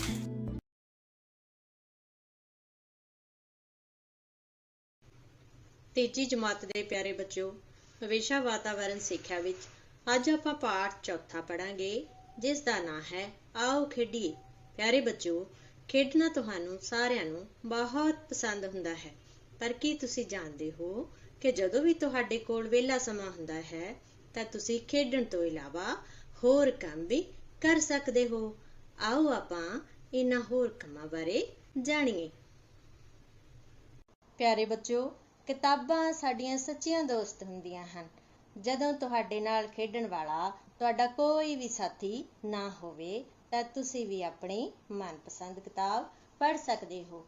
ਤੁਸੀਂ ਵੇਖਦੇ ਹੋ ਕਿ ਇਹਨਾਂ ਕਿਤਾਬਾਂ ਦੇ ਵਿੱਚ ਬਹੁਤ ਸੁੰਦਰ ਤਸਵੀਰਾਂ ਵੀ ਹੁੰਦੀਆਂ ਹਨ। ਤੁਸੀਂ ਉਹਨਾਂ ਦੇ ਚਿੱਤਰ ਵੀ ਬਣਾ ਸਕਦੇ ਹੋ, ਉਹਨਾਂ ਦੇ ਵਿੱਚ ਰੰਗ ਵੀ ਭਰ ਸਕਦੇ ਹੋ। ਬੱਚਿਓ, ਇਸ ਤੋਂ ਇਲਾਵਾ ਤੁਸੀਂ ਵੇਖਦੇ ਹੋ ਤੁਹਾਡੇ ਘਰਾਂ ਦੇ ਵਿੱਚ ਬਹੁਤ ਸਾਰੇ ਬੀਜ ਪਏ ਹੁੰਦੇ ਹਨ। ਤੁਸੀਂ ਇਹਨਾਂ ਨੂੰ ਬੀਜ ਸਕਦੇ ਹੋ ਤੇ ਪੌਦਿਆਂ ਨੂੰ ਵੱਡੇ ਹੁੰਦਿਆਂ ਵੇਖ ਸਕਦੇ ਹੋ। ਜਦੋਂ ਤੁਸੀਂ ਇਹਨਾਂ ਪੌਦਿਆਂ ਦੀ ਦੇਖਭਾਲ ਕਰੋਗੇ, ਇਹਨਾਂ ਨੂੰ ਪਾਣੀ ਪਾਓਗੇ ਤਾਂ ਤੁਸੀਂ ਕੀ ਵੇਖੋਗੇ ਕਿ ਮਿੱਟੀ ਗਿੱਲੀ ਹੋ ਜਾਵੇਗੀ। ਤਾਂ ਇਸ ਗਿੱਲੀ ਮਿੱਟੀ ਦੇ ਤੁਸੀਂ ਖਿਡੌਣੇ ਵੀ ਬਣਾ ਸਕਦੇ ਹੋ। ਇਸ ਤੋਂ ਇਲਾਵਾ ਬੱਚਿਓ, ਜੋ ਤੁਹਾਡੇ ਘਰ ਵਿੱਚ ਵੱਖ-ਵੱਖ ਤਰ੍ਹਾਂ ਦੇ ਪੌਦੇ ਹਨ, ਉਹਨਾਂ ਦੇ ਪੱਤੇ ਇਕੱਠੇ ਕਰਕੇ ਤੁਸੀਂ ਸਕ੍ਰੈਪ ਬੁੱਕ ਵੀ ਤਿਆਰ ਕਰ ਸਕਦੇ ਹੋ। ਇਹਨਾਂ ਕੁਝ ਕਰਦੇ ਹੋਏ ਬੱਚਿਓ, ਕਦੇ-ਕਦੇ ਤੁਹਾਡਾ ਮਨ ਕਰਦਾ ਹੋਵੇਗਾ ਕਿ ਅਸੀਂ ਟੀਵੀ ਜ਼ਰੂਰ ਵੇਖੀਏ। ਬੱਚਿਓ, ਟੀਵੀ ਤੇ ਤੁਸੀਂ ਆਪਣਾ ਮਨਪਸੰਦ ਕਾਰਟੂਨ ਵੇਖ ਸਕਦੇ ਹੋ, ਪੜ੍ਹਾਈ ਨਾਲ ਸੰਬੰਧਿਤ ਪ੍ਰੋਗਰਾਮ ਵੇਖ ਸਕਦੇ ਹੋ, ਪਰ ਜ਼ਿਆਦਾ ਸਮਾਂ ਟੀਵੀ ਨਹੀਂ ਵੇਖਣਾ, ਕਿਉਂਕਿ ਜ਼ਿਆਦਾ ਟੀਵੀ ਵੇਖਣ ਨਾਲ ਅੱਖਾਂ ਖਰਾਬ ਹੋ ਸਕਦੀਆਂ ਹਨ। ਬੱਚਿਓ, ਇੱਕ ਗੱਲ ਤੁਸੀਂ ਜ਼ਰੂਰ ਯਾਦ ਰੱਖਣਾ ਕਿ ਤੁਹਾਡੇ ਸਾਰਿਆਂ ਦੇ ਘਰ ਵਿੱਚ ਬਜ਼ੁਰਗ, ਜਾਣੀ ਕਿ ਤੁਹਾਡੇ ਦਾਦਾ ਦਾਦੀ ਜ਼ਰੂਰ ਹੋਣਗੇ। ਤੁਸੀਂ ਕੁਝ ਸਮਾਂ ਉਹਨਾਂ ਕੋਲ ਜ਼ਰੂਰ ਬੈਠਿਆ ਕਰੋ। ਜਦੋਂ ਵੀ ਤੁਸੀਂ ਵਿਹਲੇ ਹੋਵੋ, ਉਹਨਾਂ ਕੋਲ ਵਿਹਲਾ ਸਮਾਂ ਹੋਵੇ ਤਾਂ ਉਹਨਾਂ ਤੋਂ ਤੁਸੀਂ ਕਹਾਣੀਆਂ ਜ਼ਰੂਰ ਸੁਣਿਆ ਕਰੋ। ਇਹਨਾਂ ਕਹਾਣੀਆਂ ਵਿੱਚ ਬਹੁਤ ਸਾਰੀਆਂ ਚੰਗੀਆਂ ਗੱਲਾਂ ਹੁੰਦੀਆਂ ਹਨ। ਆਓ ਬੱਚਿਓ, ਉਦਾਹਰਨ ਦੇ ਤੌਰ ਤੇ ਆਪਾਂ ਹਰਸ਼ ਦੇ ਪਰਿਵਾਰ ਦੇ ਮੈਂਬਰਾਂ ਦੀ ਇੱਕ ਸਾਰਣੀ ਵੇਖਦੇ ਹਾਂ, ਜਿਸ ਵਿੱਚ ਦਰਸਾਇਆ ਗਿਆ ਹੈ ਕਿ ਉਸ ਦੇ ਪਰਿਵਾਰ ਦੇ ਮੈਂਬਰ ਆਪਣੇ ਵਿਹਲੇ ਸਮੇਂ ਦੌਰਾਨ ਕੀ ਕੰਮ ਕਰਦੇ ਹਨ। ਬੱਚਿਓ, ਇੱਕ ਪਾਸੇ ਮੈਂਬਰ ਲਿਖੇ ਹੋਏ ਹਨ, ਦੂਜੇ ਪਾਸੇ ਉਹ ਕਿਹੜੇ-ਕਿਹੜੇ ਕੰਮ ਕਰਦੇ ਹਨ ਉਹ ਲਿਖੇ ਹੋਏ ਹਨ। ਜਿਵੇਂ ਕਿ ਸਭ ਤੋਂ ਉੱਪਰ ਪਿਤਾ ਜੀ ਕੰਪਿਊਟਰ ਤੇ ਕੰਮ ਕਰਦੇ ਹਨ, ਫਿਰ ਮਾਤਾ ਜੀ ਸਿਲਾਈ ਦਾ ਕੰਮ ਕਰਦੇ ਹਨ, ਵੱਡੀ ਭੈਣ ਪੇਂਟਿੰਗ ਕਰਦੀ ਹੈ, ਭਰਾ ਮਨਪਸੰਦ ਕਹਾਣੀ ਪੜ੍ਹਦਾ ਹੈ। ਹੁਣ ਤੁਸੀਂ ਹਰਸ਼ ਦੇ ਪਰਿਵਾਰ ਬਾਰੇ ਜਾਣ ਗਏ ਹੋਵੋਗੇ ਕਿ ਉਹ ਵਿਹਲੇ ਸਮੇਂ ਦੌਰਾਨ ਕੀ ਕੰਮ ਕਰਦੇ ਹਨ। ਤੇ ਹੁਣ ਵਾਰੀ ਹੈ ਤੁਹਾਡੇ ਘਰ ਦੇ ਕੰਮ ਦੀ। ਕਿਰਿਆ ਨੰਬਰ 4, ਵਿਹਲੇ ਸਮੇਂ ਵਿੱਚ ਤੁਹਾਡੇ ਪਰਿਵਾਰ ਦੇ ਬਾਕੀ ਮੈਂਬਰ ਵੀ ਬਹੁਤ ਸਾਰੇ ਕੰਮ ਕਰਦੇ ਹੋਣਗੇ। ਉਹਨਾਂ ਦੁਆਰਾ ਕੀਤੇ ਜਾਂਦੇ ਕੰਮਾਂ ਨੂੰ ਤੁਸੀਂ ਸੁੰਦਰ ਲਿਖਾਈ ਵਿੱਚ ਲਿਖਣਾ ਹੈ। ਸਾਰਣੀ ਵਿੱਚ ਦਰਸਾਉਣਾ ਤੁਸੀਂ ਜਾਣ ਗਏ ਹੋ।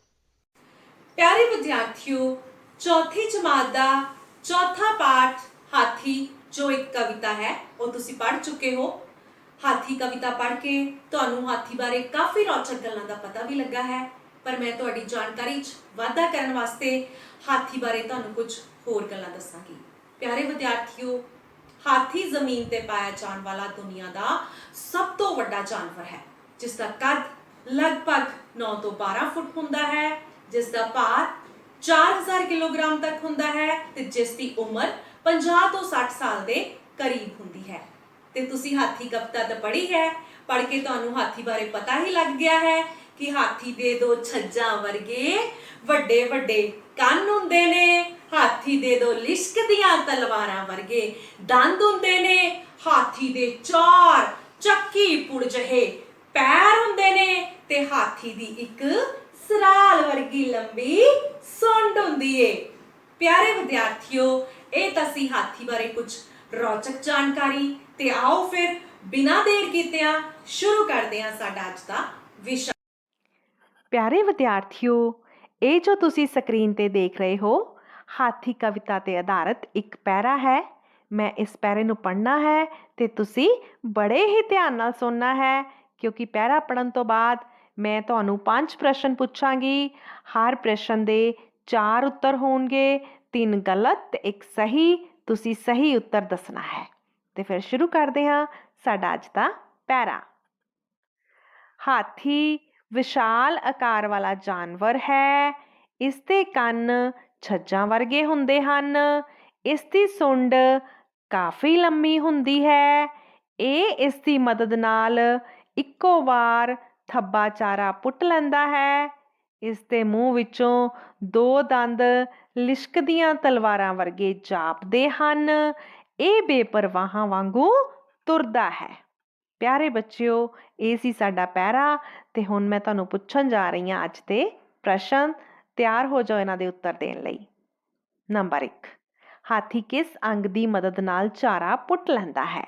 ਨੰਬਰ 1 ਦੰਦ, ਨੰਬਰ 2 ਸੁੰਡ, ਨੰਬਰ 3 ਪੈਰ, ਨੰਬਰ 4 ਪੂਛ।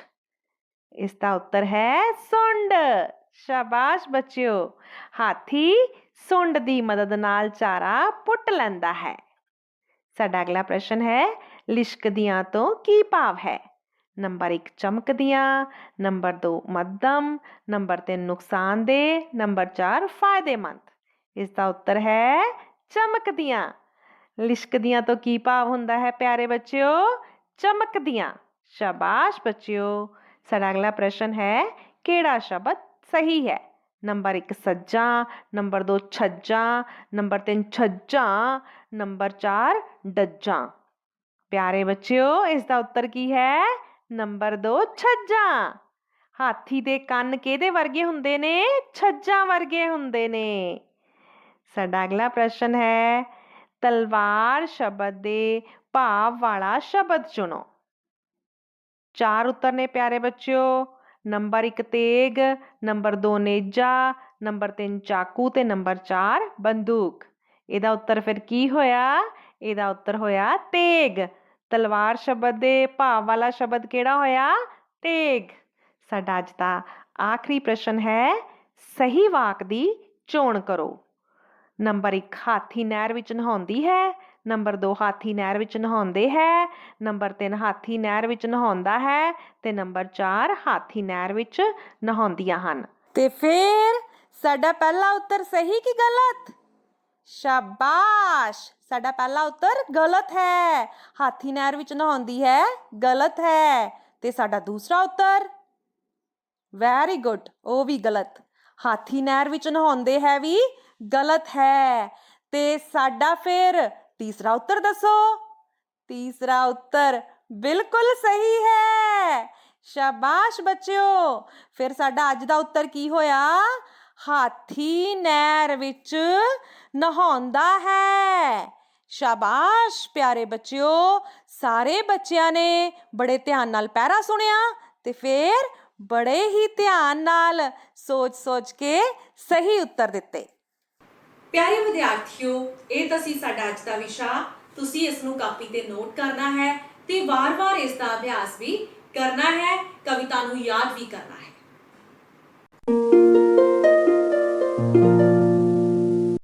ਸਤਿ ਸ਼੍ਰੀ ਅਕਾਲ ਪਿਆਰੇ ਬੱਚਿਓ। ਅੱਜ ਆਪਾਂ ਅਭਿਆਸ 1.6 ਦਾ ਤੀਜਾ ਸਵਾਲ ਠੀਕ ਗਲਤ ਲਿਖੋ ਇਹਨਾਂ ਨੂੰ ਹੱਲ ਕਰਾਂਗੇ। ਬੱਚਿਓ, ਤੀਜਾ ਸਵਾਲ ਹੈ ਠੀਕ ਗਲਤ ਲਿਖੋ। ਪਹਿਲਾ ਸਵਾਲ ਹੈ 29 ਦੀ ਨੇੜਲੀ ਦਹਾਈ 20 ਹੈ। ਇਸ ਨੂੰ ਅਸੀਂ ਦੇਖਦੇ ਹਾਂ ਕਿ ਇਹ ਕਥਨ ਠੀਕ ਹੈ ਜਾਂ ਗਲਤ। ਸੰਖਿਆ ਹੈ ਸਾਡੇ ਕੋਲ 29, ਤਾਂ ਜਦੋਂ ਅਸੀਂ ਨੇੜਲੀ ਦਹਾਈ ਵਿੱਚ ਸੰਖਿਆ ਨੂੰ ਦੇਖਣਾ ਹੁੰਦਾ ਹੈ ਕਿ ਕਿੰਨੀ ਆ ਰਹੀ ਹੈ, ਤਾਂ ਅਸੀਂ ਇਕਾਈ ਦੇ ਸਥਾਨ ਨੂੰ ਦੇਖਦੇ ਹਾਂ। ਇਕਾਈ ਦੇ ਸਥਾਨ ਤੇ ਦੇਖੋ ਸਾਡੇ ਕੋਲ ਹੈ 9, ਤਾਂ 9 ਹੈ ਇਸ ਜਗ੍ਹਾ ਤੇ। ਸਾਡੇ ਕੋਲ ਇਕਾਈ ਦੇ ਸਥਾਨ ਤੇ ਆਏਗਾ 0। ਦੇਖੋ ਬੱਚਿਓ, ਇਕਾਈ ਦਾ ਸਥਾਨ 9, ਇਸ ਕਰਕੇ ਦਹਾਈ ਦੇ ਸਥਾਨ ਦੇ ਅੰਕ ਵਿੱਚ 1 ਵੱਧ ਜਾਏਗਾ। ਤਾਂ ਦੇਖੋ ਸਾਡੇ ਕੋਲ ਉੱਤਰ ਕਿੰਨਾ ਆਇਆ? 30। ਪਰ ਇਸ ਕਥਨ 'ਚ ਦੇਖੋ ਕੀ ਲਿਖਿਆ ਹੈ, 29 ਦੀ ਨੇੜਲੀ ਦਹਾਈ 20 ਹੈ। ਇਸ ਕਰਕੇ ਇਹ ਕਥਨ ਗਲਤ ਹੈ। ਬੱਚਿਓ B ਕਥਨ ਹੈ 870 ਦਾ ਨੇੜਲਾ ਸੈਂਕੜਾ 900 ਹੈ। ਜਦੋਂ ਅਸੀਂ ਨੇੜਲਾ ਸੈਂਕੜਾ ਦੇਖਣਾ ਹੈ ਤਾਂ ਅਸੀਂ ਦਹਾਈ ਸਥਾਨ ਦੇ ਅੰਕ ਨੂੰ ਦੇਖਾਂਗੇ। ਸੰਖਿਆ ਹੈ ਸਾਡੇ ਕੋਲ 870, ਤਾਂ ਦੇਖੋ ਬੱਚਿਓ ਦਹਾਈ ਦੇ ਸਥਾਨ ਤੇ ਹੈ ਸਾਡੇ ਕੋਲ 7, ਇਕਾਈ ਦੇ ਸਥਾਨ ਤੇ 0, ਦਹਾਈ ਦੇ ਸਥਾਨ ਤੇ 0 ਤੇ ਦਹਾਈ ਸਥਾਨ ਦਾ ਅੰਕ ਜੇਕਰ 7 ਹੈ ਤਾਂ ਸੈਂਕੜਾ ਸਥਾਨ ਦੇ ਅੰਕ ਵਿੱਚ 1 ਵੱਧ ਜਾਏਗਾ। 8 ਤੋਂ ਸਾਡੇ ਕੋਲ ਹੋ ਜਾਏਗਾ 9। ਦੇਖੋ 870 ਦਾ ਨੇੜਲਾ ਸੈਂਕੜਾ 900 ਹੈ। ਇਹ ਕਥਨ ਠੀਕ ਹੈ। ਬੱਚਿਓ C ਕਥਨ ਹੈ 56 ਦੀ ਨੇੜਲੀ ਦਹਾਈ 50 ਹੈ। ਦੇਖੋ ਬੱਚਿਓ ਜਦੋਂ ਅਸੀਂ ਨੇੜਲੀ ਦਹਾਈ ਦੇ ਵਿੱਚ ਸੰਖਿਆ ਨੂੰ ਦੇਖਣਾ ਹੁੰਦਾ ਹੈ ਤਾਂ ਅਸੀਂ ਇਕਾਈ ਸਥਾਨ ਨੂੰ ਦੇਖਦੇ ਹਾਂ। ਇਕਾਈ ਦੇ ਸਥਾਨ ਤੇ ਸਾਡੇ ਕੋਲ ਹੈ 6 ਜੋ ਕਿ ਇਸ ਜਗ੍ਹਾ ਤੇ ਹੈ, ਤੇ ਇਕਾਈ ਸਥਾਨ ਦੇ ਲਈ ਅਸੀਂ 0 ਲਿਖਾਂਗੇ ਪਿੱਛੇ।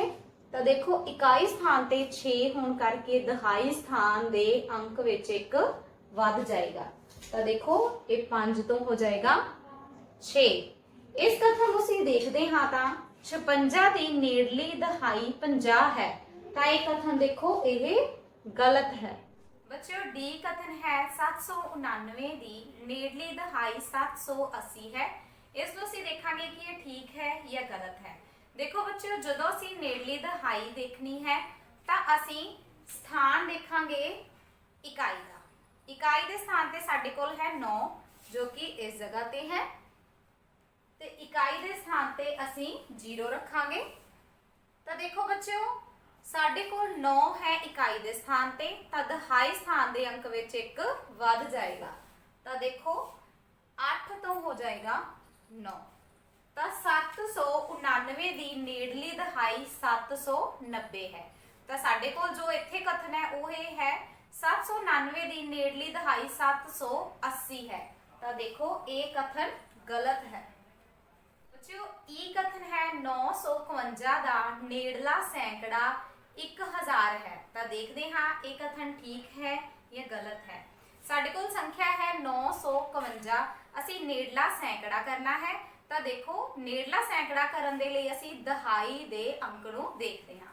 ਦਹਾਈ ਦਾ ਅੰਕ ਦੇਖੋ ਸਾਡੇ ਕੋਲ ਇਸ ਜਗ੍ਹਾ ਤੇ ਹੈ 5, ਤੇ ਇਕਾਈ ਦੇ ਸਥਾਨ ਤੇ ਅਸੀਂ 0 ਰੱਖਾਂਗੇ। ਦਹਾਈ ਦੇ ਸਥਾਨ ਤੇ 0, ਤਾਂ ਨਾਲ ਹੀ ਅਸੀਂ ਦਹਾਈ ਦਾ ਸਥਾਨ ਦਾ ਅੰਕ ਦੇਖਾਂਗੇ ਉਹ ਹੈ 5। 5 ਹੋਣ ਕਰਕੇ ਸੈਂਕੜੇ ਸਥਾਨ ਦੇ ਅੰਕ 'ਚ 1 ਵੱਧ ਜਾਏਗਾ।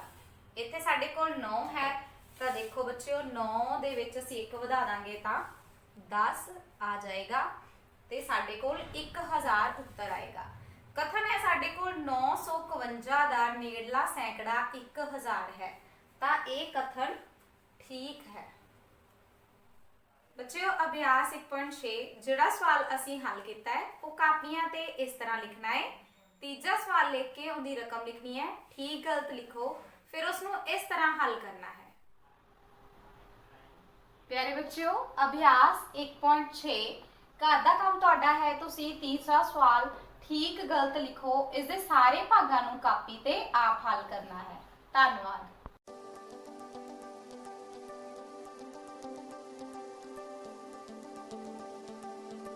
Hello students, today my topic is for class 4 from lesson number 2, the farmer and the bullock cart.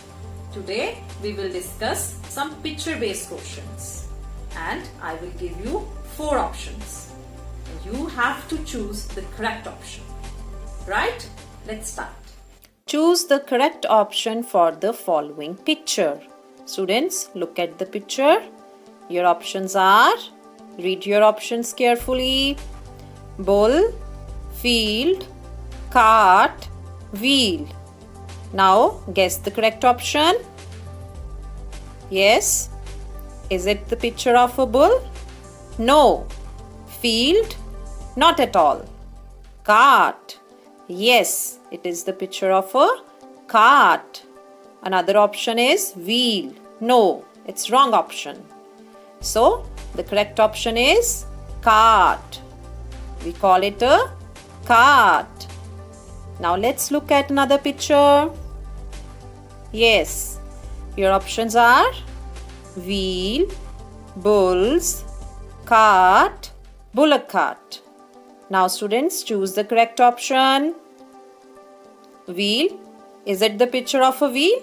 No. Bulls. Yes, we can see bulls here, but bulls are pulling a cart. So, it is the picture of a bullock cart. So, the correct option is bullock cart. We call it a bullock cart. Okay? Now, let's move to another picture. Look here. Your options are crop, bags of wheat, field, wheel. Now choose the correct option. Crop. Is it the picture of a crop? No. Crop is grown in the field. Bags of wheat? Yes. These bags are filled with wheat. Another options are field? No. Wheel? No. We can't see any wheel here. So the correct option is bags of wheat. We call them bags of wheat, right? Now let's have a look at another picture. Look here. Your options are bull, field, cart, wheel. Students, is it the picture of a bull? No. Field? Yes. It's an open area where crops are grown. So, it is the picture of a field. Another options given are cart. No, we can't see any cart here. Wheel. No, not at all.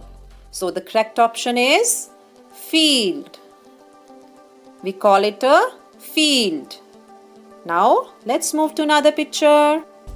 Your options are, read your options carefully. Wheels, crop, cart, bull. Students, we can't see any bull here. There is no cart in the picture. Of course, no wheels here. So it is the picture of a crop. Here the crop is grown in the field. So the correct option is crop. Okay? You must have enjoyed the class. Now it's time for your homework. And your homework is name the following pictures. Write them beautifully in your notebooks. Give your best. Have a nice day. ਬੱਚਿਓ ਹੁਣ ਤੱਕ ਤੁਸੀਂ ਪਾਠ 4 ਵੱਖ-ਵੱਖ ਕਿੱਤਾਕਾਰ ਪੜ੍ਹ ਚੁੱਕੇ ਹੋ। ਆਓ ਹੁਣ ਇਸ ਪਾਠ ਨਾਲ ਸੰਬੰਧਿਤ ਕੁਝ ਯਾਦ ਰੱਖਣਯੋਗ ਗੱਲਾਂ ਅਤੇ ਮਿਲਾਨ ਕਰੋ ਪੜ੍ਹੀਏ। ਪਰ ਜਿਹੜੇ ਕਿੱਤੇ ਪਹਿਲਾਂ ਆਪਣੇ ਪੁਰਖਿਆਂ ਭਾਵ ਆਪਣੇ ਪਿਤਾ ਜੀ ਜਾਂ ਦਾਦਾ ਜੀ ਤੋਂ ਸਿੱਖੇ ਜਾਂਦੇ ਸਨ। ਬੱਚਿਓ ਤੁਸੀਂ ਪਾਠ ਵਿੱਚ ਵੀ ਪੜ੍ਹਿਆ ਸੀ ਅਜਿਹੇ ਕਿੱਤਿਆਂ ਨੂੰ ਕਿਹੜੇ ਕਿੱਤੇ ਕਿਹਾ ਜਾਂਦਾ ਹੈ? ਜੀ ਹਾਂ, ਪਿਤਾ ਪੁਰਖੀ ਕਿੱਤੇ ਜਾਂ ਫਿਰ ਕਿਸੇ ਹੋਰ ਵਿਅਕਤੀ ਤੋਂ ਜਾ ਕੇ ਸਿੱਖੇ ਜਾਂਦੇ ਸਨ। ਅੱਜ-ਕੱਲ੍ਹ ਉਹਨਾਂ ਕਿੱਤਿਆਂ ਦੇ ਕੋਰਸ ਵੀ ਕਰਵਾਏ ਜਾਣ ਲੱਗ ਪਏ ਹਨ। ਇਹਨਾਂ ਲਈ ਬੱਚੇ ਸਕੂਲਾਂ ਕਾਲਜਾਂ ਵਿੱਚ ਦਾਖਲੇ ਲੈਂਦੇ ਹਨ ਅਤੇ ਉੱਥੇ ਇਹਨਾਂ ਨਾਲ ਸੰਬੰਧਿਤ ਪੜ੍ਹਾਈ ਕਰਵਾਈ ਜਾਂਦੀ ਹੈ। ਨੰਬਰ 2, ਹਰੇਕ ਕਿੱਤੇ ਵਿੱਚ ਵੱਖ-ਵੱਖ ਔਜ਼ਾਰਾਂ ਦੀ ਵਰਤੋਂ ਹੁੰਦੀ ਹੈ। ਬੱਚਿਓ ਇੱਕ ਡਾਕਟਰ ਦੁਆਰਾ ਸਿਰਿੰਜ, ਸਟੈਥੋਸਕੋਪ, ਥਰਮਾਮੀਟਰ, ਦਵਾਈਆਂ ਅਤੇ ਹੋਰ ਚੀਜ਼ਾਂ ਦੀ ਵਰਤੋਂ ਕੀਤੀ ਜਾਂਦੀ ਹੈ। ਦਰਜੀ ਦੁਆਰਾ ਮਸ਼ੀਨਾਂ, ਕੈਂਚੀ, ਸੂਈਆਂ, ਫੀਤੇ, ਰੀਲਾਂ, ਬਟਨਾਂ ਆਦਿ ਦੀ ਵਰਤੋਂ ਕੀਤੀ ਜਾਂਦੀ ਹੈ। ਬੱਚਿਓ ਡਰਾਇੰਗ ਕਰਨ ਲਈ ਡਰਾਇੰਗ ਸ਼ੀਟ ਅਤੇ ਰੰਗਾਂ ਦੀ ਜ਼ਰੂਰਤ ਹੁੰਦੀ ਹੈ। ਜਿੱਥੇ ਇੱਕ ਮੋਚੀ, ਫਰਮਾ, ਪਾਲਿਸ਼, ਬੁਰਸ਼ ਅਤੇ ਸੂਏ ਆਦਿ ਦੀ ਵਰਤੋਂ ਕਰਦਾ ਹੈ, ਉੱਥੇ ਹੀ ਕਿਸਾਨ ਖੇਤਾਂ ਵਿੱਚ ਹਲ, ਪੰਜਾਲੀ, ਬਲਦਾਂ ਜਾਂ ਫਿਰ ਖੇਤੀ ਦੇ ਆਧੁਨਿਕ ਸੰਦਾਂ ਦੀ ਵਰਤੋਂ ਕਰਦਾ ਹੈ। ਇਸ ਤਰ੍ਹਾਂ ਹਰੇਕ ਕਿੱਤੇ ਵਿੱਚ ਵੱਖ-ਵੱਖ ਔਜ਼ਾਰਾਂ ਦੀ ਹੀ ਵਰਤੋਂ ਹੁੰਦੀ ਹੈ। ਪ੍ਰਸ਼ਨ ਮਿਲਾਨ ਕਰੋ। ਬੱਚਿਓ ਭਾਗ ਊੜਾ ਵਿੱਚ ਕੁਝ ਕਿੱਤਾਕਾਰਾਂ ਦੇ ਨਾਮ ਦਿੱਤੇ ਗਏ ਹਨ, ਜਿਵੇਂ ਕਿ ਦਰਜੀ, ਮੋਚੀ, ਘੁਮਿਆਰ ਅਤੇ ਡਾਕਟਰ, ਅਤੇ ਭਾਗ ਐੜਾ ਵਿੱਚ ਉਹਨਾਂ ਦੁਆਰਾ ਵਰਤੇ ਜਾਂਦੇ ਉਪਕਰਨਾਂ ਦੇ ਨਾਮ ਦਿੱਤੇ ਗਏ ਹਨ। ਹੁਣ ਤੁਸੀਂ ਸਹੀ ਮਿਲਾਨ ਕਰਨਾ ਹੈ ਕਿ ਕਿਹੜਾ ਕਿੱਤਾਕਾਰ ਕਿਹੜੇ ਉਪਕਰਨ ਦੀ ਵਰਤੋਂ ਕਰਦਾ ਹੈ। ਆਓ ਫਿਰ ਸ਼ੁਰੂ ਕਰੀਏ। ਸਭ ਤੋਂ ਪਹਿਲਾਂ ਦਰਜੀ। ਦੇਖੋ ਬੱਚਿਓ, ਦਰਜੀ ਦੇ ਹੱਥ ਵਿੱਚ ਕੀ ਹੈ? ਜੀ ਹਾਂ, ਬਿਲਕੁਲ ਸਹੀ, ਕੈਂਚੀ। ਦਰਜੀ ਕੈਂਚੀ ਦੀ ਵਰਤੋਂ ਕਰਦਾ ਹੈ। ਅਗਲਾ ਕਿੱਤਾਕਾਰ ਹੈ ਮੋਚੀ। ਦੇਖੋ ਬੱਚਿਓ, ਮੋਚੀ ਦੇ ਹੱਥ ਵਿੱਚ ਤਾਂ ਉਸਨੇ ਹਥੌੜੀ ਫੜੀ ਹੋਈ ਹੈ, ਪਰ ਹੇਠਾਂ ਮੇਜ਼ ਤੇ ਕੀ ਪਿਆ ਹੋਇਆ ਹੈ? ਜੀ ਹਾਂ, ਸੂਆ। ਮੋਚੀ ਦੁਆਰਾ ਸੂਆ ਵੀ ਵਰਤਿਆ ਜਾਂਦਾ ਹੈ। ਅਗਲਾ ਕਿੱਤਾਕਾਰ ਹੈ ਘੁਮਿਆਰ। ਆਓ ਘੁਮਿਆਰ ਦੀ ਤਸਵੀਰ ਦੇਖੀਏ। ਦੇਖੋ ਬੱਚਿਓ, ਘੁਮਿਆਰ ਕਿਸ ਦੀ ਸਹਾਇਤਾ ਨਾਲ ਮਿੱਟੀ ਦੇ ਬਰਤਨ ਬਣਾ ਰਿਹਾ ਹੈ? ਜੀ ਹਾਂ, ਚੱਕ। ਘੁਮਿਆਰ ਚੱਕ ਦੀ ਵਰਤੋਂ ਕਰਦਾ ਹੈ। ਆਖਰੀ ਕਿੱਤਾਕਾਰ ਡਾਕਟਰ। ਦੇਖੋ ਬੱਚਿਓ, ਜਦੋਂ ਤੁਸੀਂ ਡਾਕਟਰ ਕੋਲ ਜਾਂਦੇ ਹੋ ਤਾਂ ਉਸ ਦੇ ਕਿਹੜੇ ਉਪਕਰਨ ਤੋਂ ਤੁਹਾਨੂੰ ਬਹੁਤ ਡਰ ਲੱਗਦਾ ਹੈ? ਜੀ ਹਾਂ, ਸਿਰਿੰਜ। ਡਾਕਟਰ ਸਿਰਿੰਜ ਦੀ ਵਰਤੋਂ ਕਰਦਾ ਹੈ। ਬੱਚਿਓ, ਤੁਸੀਂ ਇਹਨਾਂ ਮਿਲਾਨ ਕਰੋ ਨੂੰ ਆਪਣੀ ਕਾਪੀ ਉੱਤੇ ਸੋਹਣਾ ਸੋਹਣਾ ਕਰਕੇ ਲਿਖਣਾ ਹੈ ਅਤੇ ਯਾਦ ਵੀ ਕਰਨਾ ਹੈ। ਜਮਾਤ 5ਵੀਂ ਵਿਸ਼ਾ ਪੰਜਾਬੀ ਪਾਠ 5 ਸਿਆਣੀ ਗੱਲ। ਆਓ ਇਸ ਕਹਾਣੀ ਦਾ ਇਹ ਕੰਟੈਂਟ ਵੇਖਦੇ ਹਾਂ। ਡਾਕਟਰ ਰਜਿੰਦਰ ਕੁਰਸੀ ਉੱਪਰ ਬੈਠਾ ਇੱਕ ਟੱਕ ਕੁੰਦਨ ਲਾਲ ਵੱਲ ਵੇਖ ਰਿਹਾ ਸੀ। ਕੁੰਦਨ ਲਾਲ ਸਕੂਟਰ, ਮੋਟਰਸਾਈਕਲ ਆਦਿ ਠੀਕ ਕਰਨ ਵਾਲੀ ਦੁਕਾਨ ਉੱਤੇ ਮਿਸਤਰੀ ਸੀ। ਉਹ ਦੁਕਾਨ ਉੱਤੇ ਇਸ ਵੇਲੇ ਡਾਕਟਰ ਰਜਿੰਦਰ ਦਾ ਸਕੂਟਰ ਠੀਕ ਕਰ ਰਿਹਾ ਸੀ, ਪਰ ਡਾਕਟਰ ਰਜਿੰਦਰ ਦੀ ਨਜ਼ਰ ਕੁੰਦਨ ਉੱਪਰ ਟਿਕੀ ਹੋਈ ਸੀ। ਉਸ ਵੱਲ ਵੇਖ ਕੇ ਡਾਕਟਰ ਰਜਿੰਦਰ ਸੋਚ ਰਿਹਾ ਸੀ, ਇਕੱਠੇ ਤਾਂ ਪ੍ਰਾਇਮਰੀ ਸਕੂਲ ਵਿੱਚ ਪੜ੍ਹੇ ਹਾਂ, ਇੱਕੋ ਜਿੰਨੀ ਉਮਰ ਹੈ ਤੇ ਨੇੜੇ ਤੇੜੇ ਹੀ ਇੱਕੋ ਗਲੀ ਵਿੱਚ ਘਰ ਸਨ। ਡਾਕਟਰ ਰਜਿੰਦਰ ਦਾ ਚੇਤਾ ਬਹੁਤ ਪਿੱਛੇ ਚਲਿਆ ਗਿਆ। ਇੱਕ ਵਾਰ ਕੁੰਦਨ ਲਾਲ ਕਈ ਦਿਨਾਂ ਤੋਂ ਸਕੂਲ ਨਹੀਂ ਸੀ ਆਇਆ। ਰਜਿੰਦਰ ਨੇ ਉਹਨੂੰ ਕਿਤੇ ਦੇਖਿਆ ਵੀ ਨਹੀਂ ਸੀ। ਅਚਾਨਕ ਇੱਕ ਦਿਨ ਪਿੰਡੋਂ ਬਾਹਰ ਕੁੰਦਨ ਲਾਲ ਮਿਲ ਪਿਆ ਤਾਂ ਉਸਨੇ ਉਸਨੂੰ ਸਕੂਲ ਨਾ ਆਉਣ ਬਾਰੇ ਪੁੱਛਿਆ। ਕੁੰਦਨ, ਤੂੰ ਸਕੂਲ ਕਿਉਂ ਨਹੀਂ ਆਉਂਦਾ? ਯਾਰ, ਕੀ ਤੂੰ ਪੜ੍ਹਨਾ ਨਹੀਂ? ਯਾਰ ਛੱਡ ਪੜ੍ਹਾਈ ਨੂੰ। ਮੇਰਾ ਚਾਚਾ ਕਹਿੰਦਾ ਏ ਕੁਝ ਨਹੀਂ ਰੱਖਿਆ ਪੜ੍ਹਾਈਆਂ ਵਿੱਚ।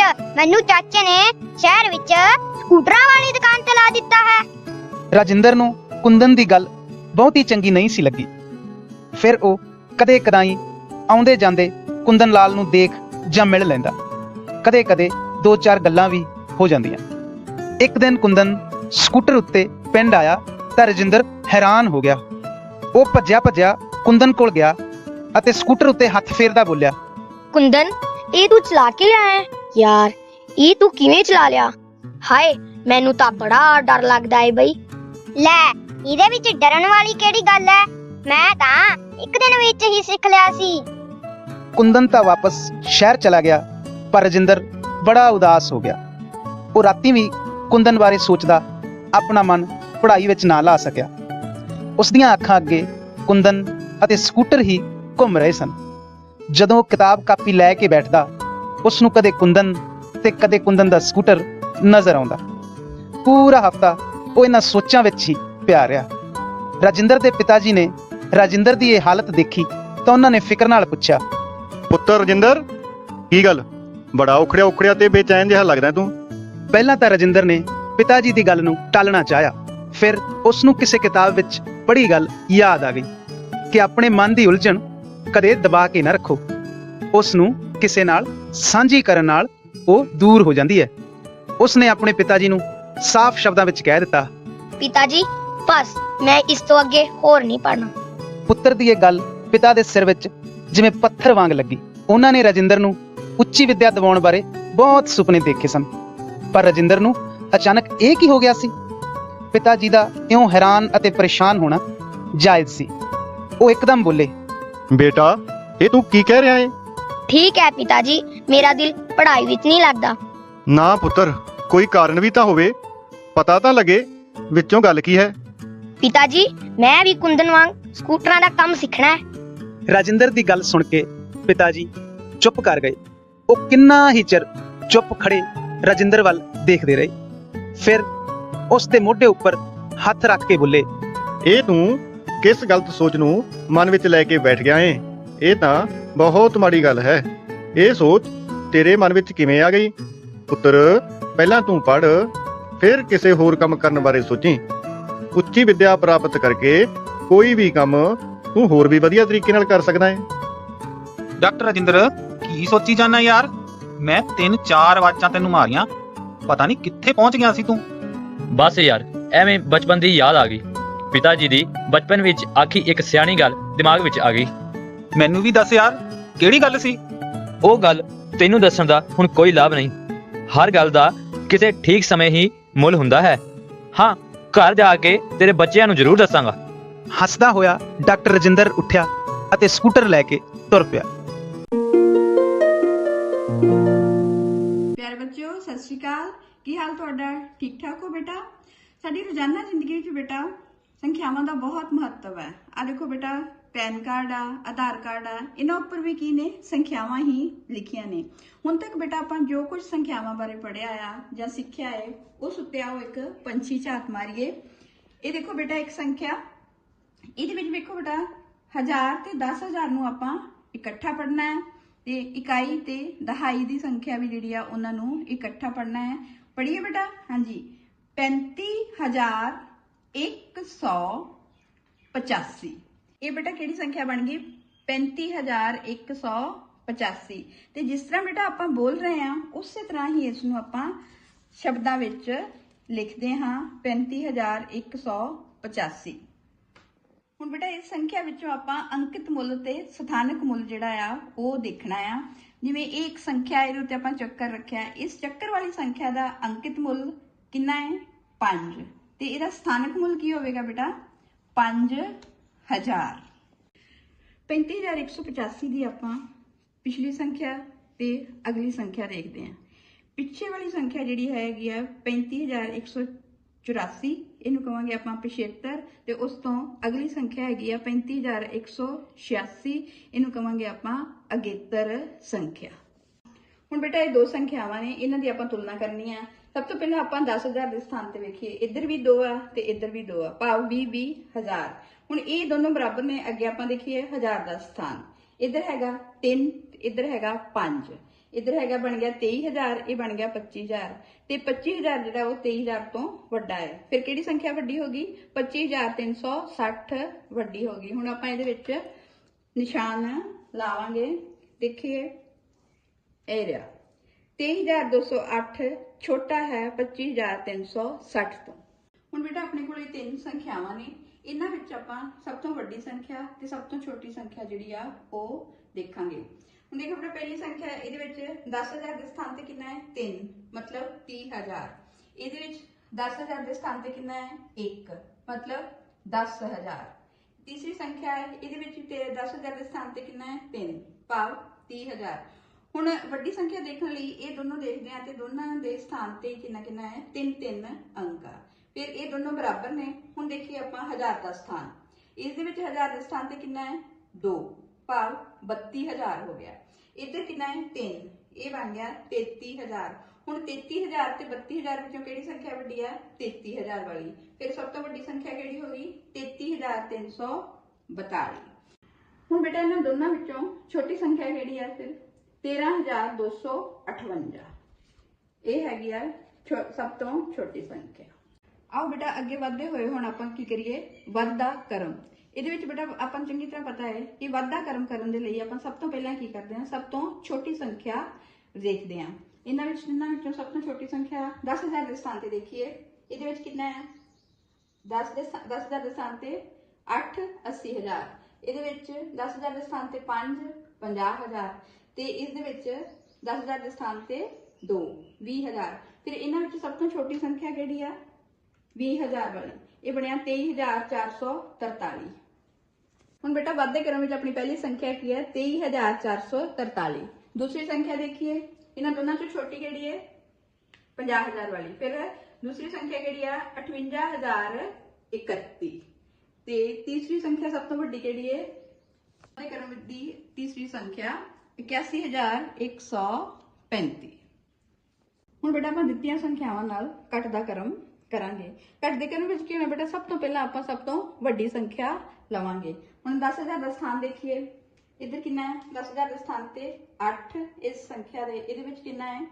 10000 ਦੇ ਸਥਾਨ ਤੇ 2, 20000 ਤੇ ਇਹਦੇ ਵਿੱਚ 10000 ਦੇ ਸਥਾਨ ਤੇ 3, 30000। ਹੁਣ ਸਭ ਤੋਂ ਵੱਡਾ ਕਿਹੜਾ ਹੈ ਬੇਟਾ?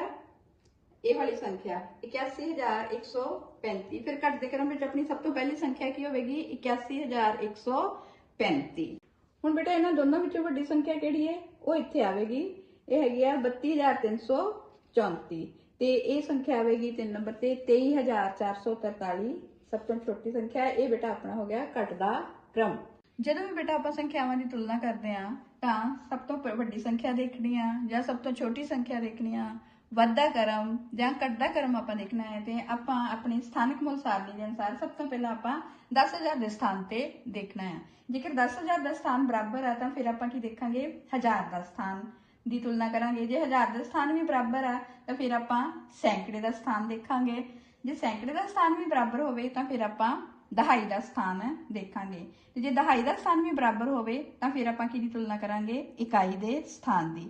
ਤੇ ਜੇਕਰ ਇਕਾਈ ਦਾ ਸਥਾਨ ਵੀ ਬਰਾਬਰ ਹੋਵੇ ਤਾਂ ਫਿਰ ਇਹ ਦੋਨੋਂ ਸੰਖਿਆਵਾਂ ਕੀ ਹੁੰਦੀਆਂ ਨੇ? ਬਰਾਬਰ ਹੁੰਦੀਆਂ ਨੇ। ਹੁਣ ਬੇਟਾ ਘਰ ਦੇ ਕੰਮ ਵਿੱਚ ਤੁਸੀਂ ਇਦਾਂ ਹੀ ਅੰਕ ਜਿਹੜੇ ਆ ਉਹ ਕਾਰਡ ਬਣਾ ਲੈਣੇ ਅੰਕਾਂ ਦੇ। ਫਿਰ ਸਥਾਨਕ ਮੁੱਲ ਸਾਰਣੀ ਦੇ ਵਿੱਚ ਇਹਨਾਂ ਨੂੰ ਲਗਾ ਕੇ ਵੱਡੀ ਤੋਂ ਵੱਡੀ ਸੰਖਿਆ, ਛੋਟੀ ਤੋਂ ਛੋਟੀ ਸੰਖਿਆ, ਸਭ ਤੋਂ ਵੱਡੀ ਸੰਖਿਆ, ਸਭ ਤੋਂ ਛੋਟੀ ਸੰਖਿਆ, ਵੱਧਦਾ ਕਰਮ, ਘਟਦਾ ਕਰਮ, ਇਹਨਾਂ ਦਾ ਅਭਿਆਸ ਕਰਨਾ ਹੈ। ਅੱਜ ਦੇ ਲਈ ਇੰਨਾ ਹੀ। ਧੰਨਵਾਦ। Hello kids, today we are going to read lesson number 2, Two Frogs. Let's go. Look at the scene. Today we are going to read our first paragraph from lesson number 2. Yes, what can you see? There are two frogs named Bala and Biro. Bala and Biro lived near the pond in a village. Now, let's read the first sentence. Frog Bala and his wife Biro lived near the pond in a village. Who lived near the pond in a village? Yes, Frog Bala and his wife Biro lived near the pond in a village. Now, the next sentence is,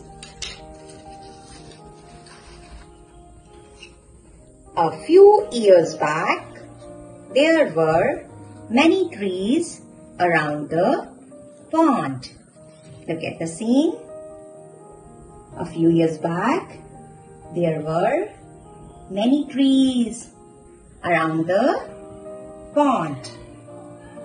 And the next sentence, it was a cool and calm place to live in.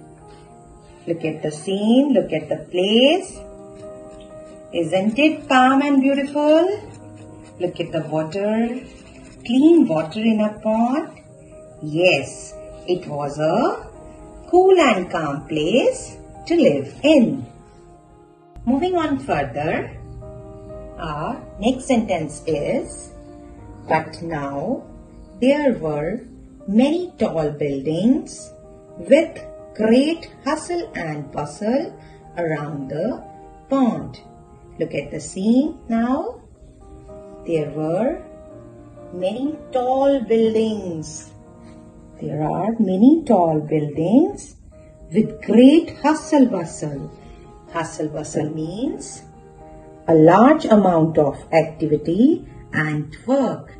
As we can see, the place have become very crowdy and noisy because of the noise, rush and activity around.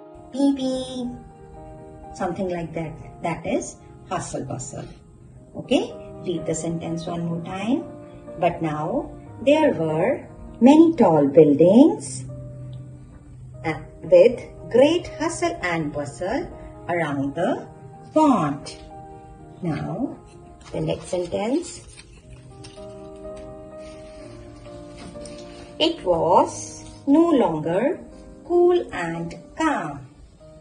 Look at the scene. It was no longer calm place now. Now, the next sentence is Pala was happy with the fast-moving life around the pond, but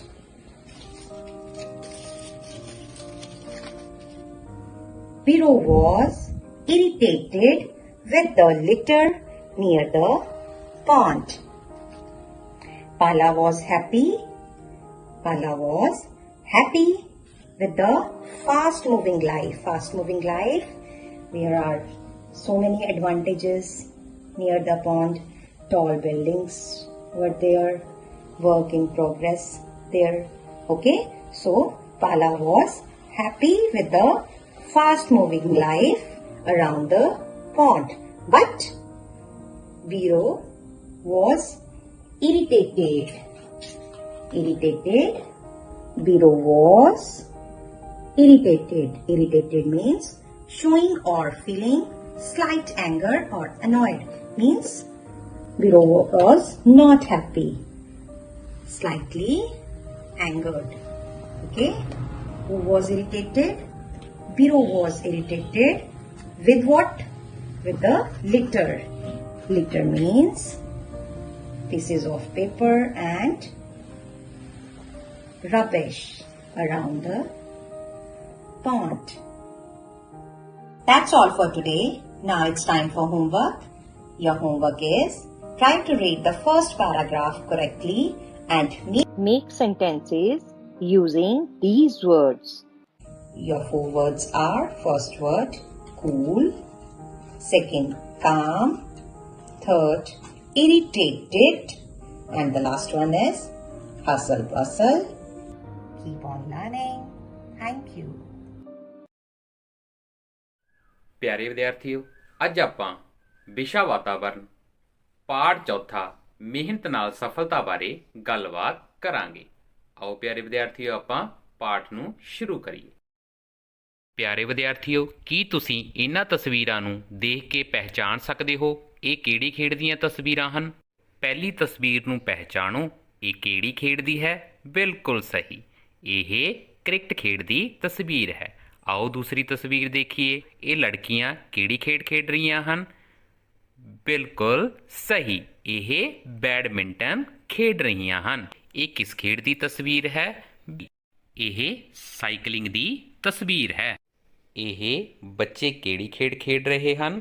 ਬਿਲਕੁਲ ਸਹੀ ਪਹਿਚਾਣਿਆ, ਇਹ ਬੱਚੇ football ਖੇਡ ਰਹੇ ਹਨ।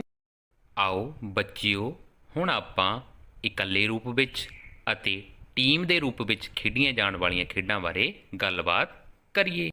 ਸਭ ਤੋਂ ਪਹਿਲਾਂ ਆਪਾਂ ਉਹਨਾਂ ਖੇਡਾਂ ਦੀਆਂ ਤਸਵੀਰਾਂ ਦੇਖਦੇ ਹਾਂ ਜਿਸ ਵਿੱਚ ਖਿਡਾਰੀ ਇਕੱਲੇ ਤੌਰ 'ਤੇ ਭਾਗ ਲੈਂਦੇ ਹਨ।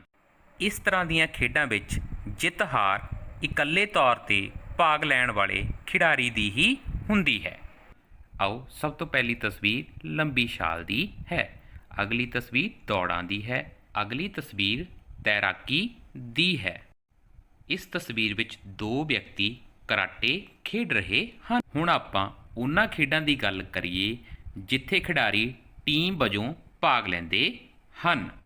ਇਸ ਤਰ੍ਹਾਂ ਦੀਆਂ ਖੇਡਾਂ ਵਿੱਚ ਕਈ ਖਿਡਾਰੀ ਮਿਲ ਕੇ ਇੱਕ ਟੀਮ ਬਣਾਉਂਦੇ ਹਨ ਅਤੇ ਜਿੱਤ ਹਾਰ ਉਸ ਟੀਮ ਦੀ ਹੀ ਹੁੰਦੀ।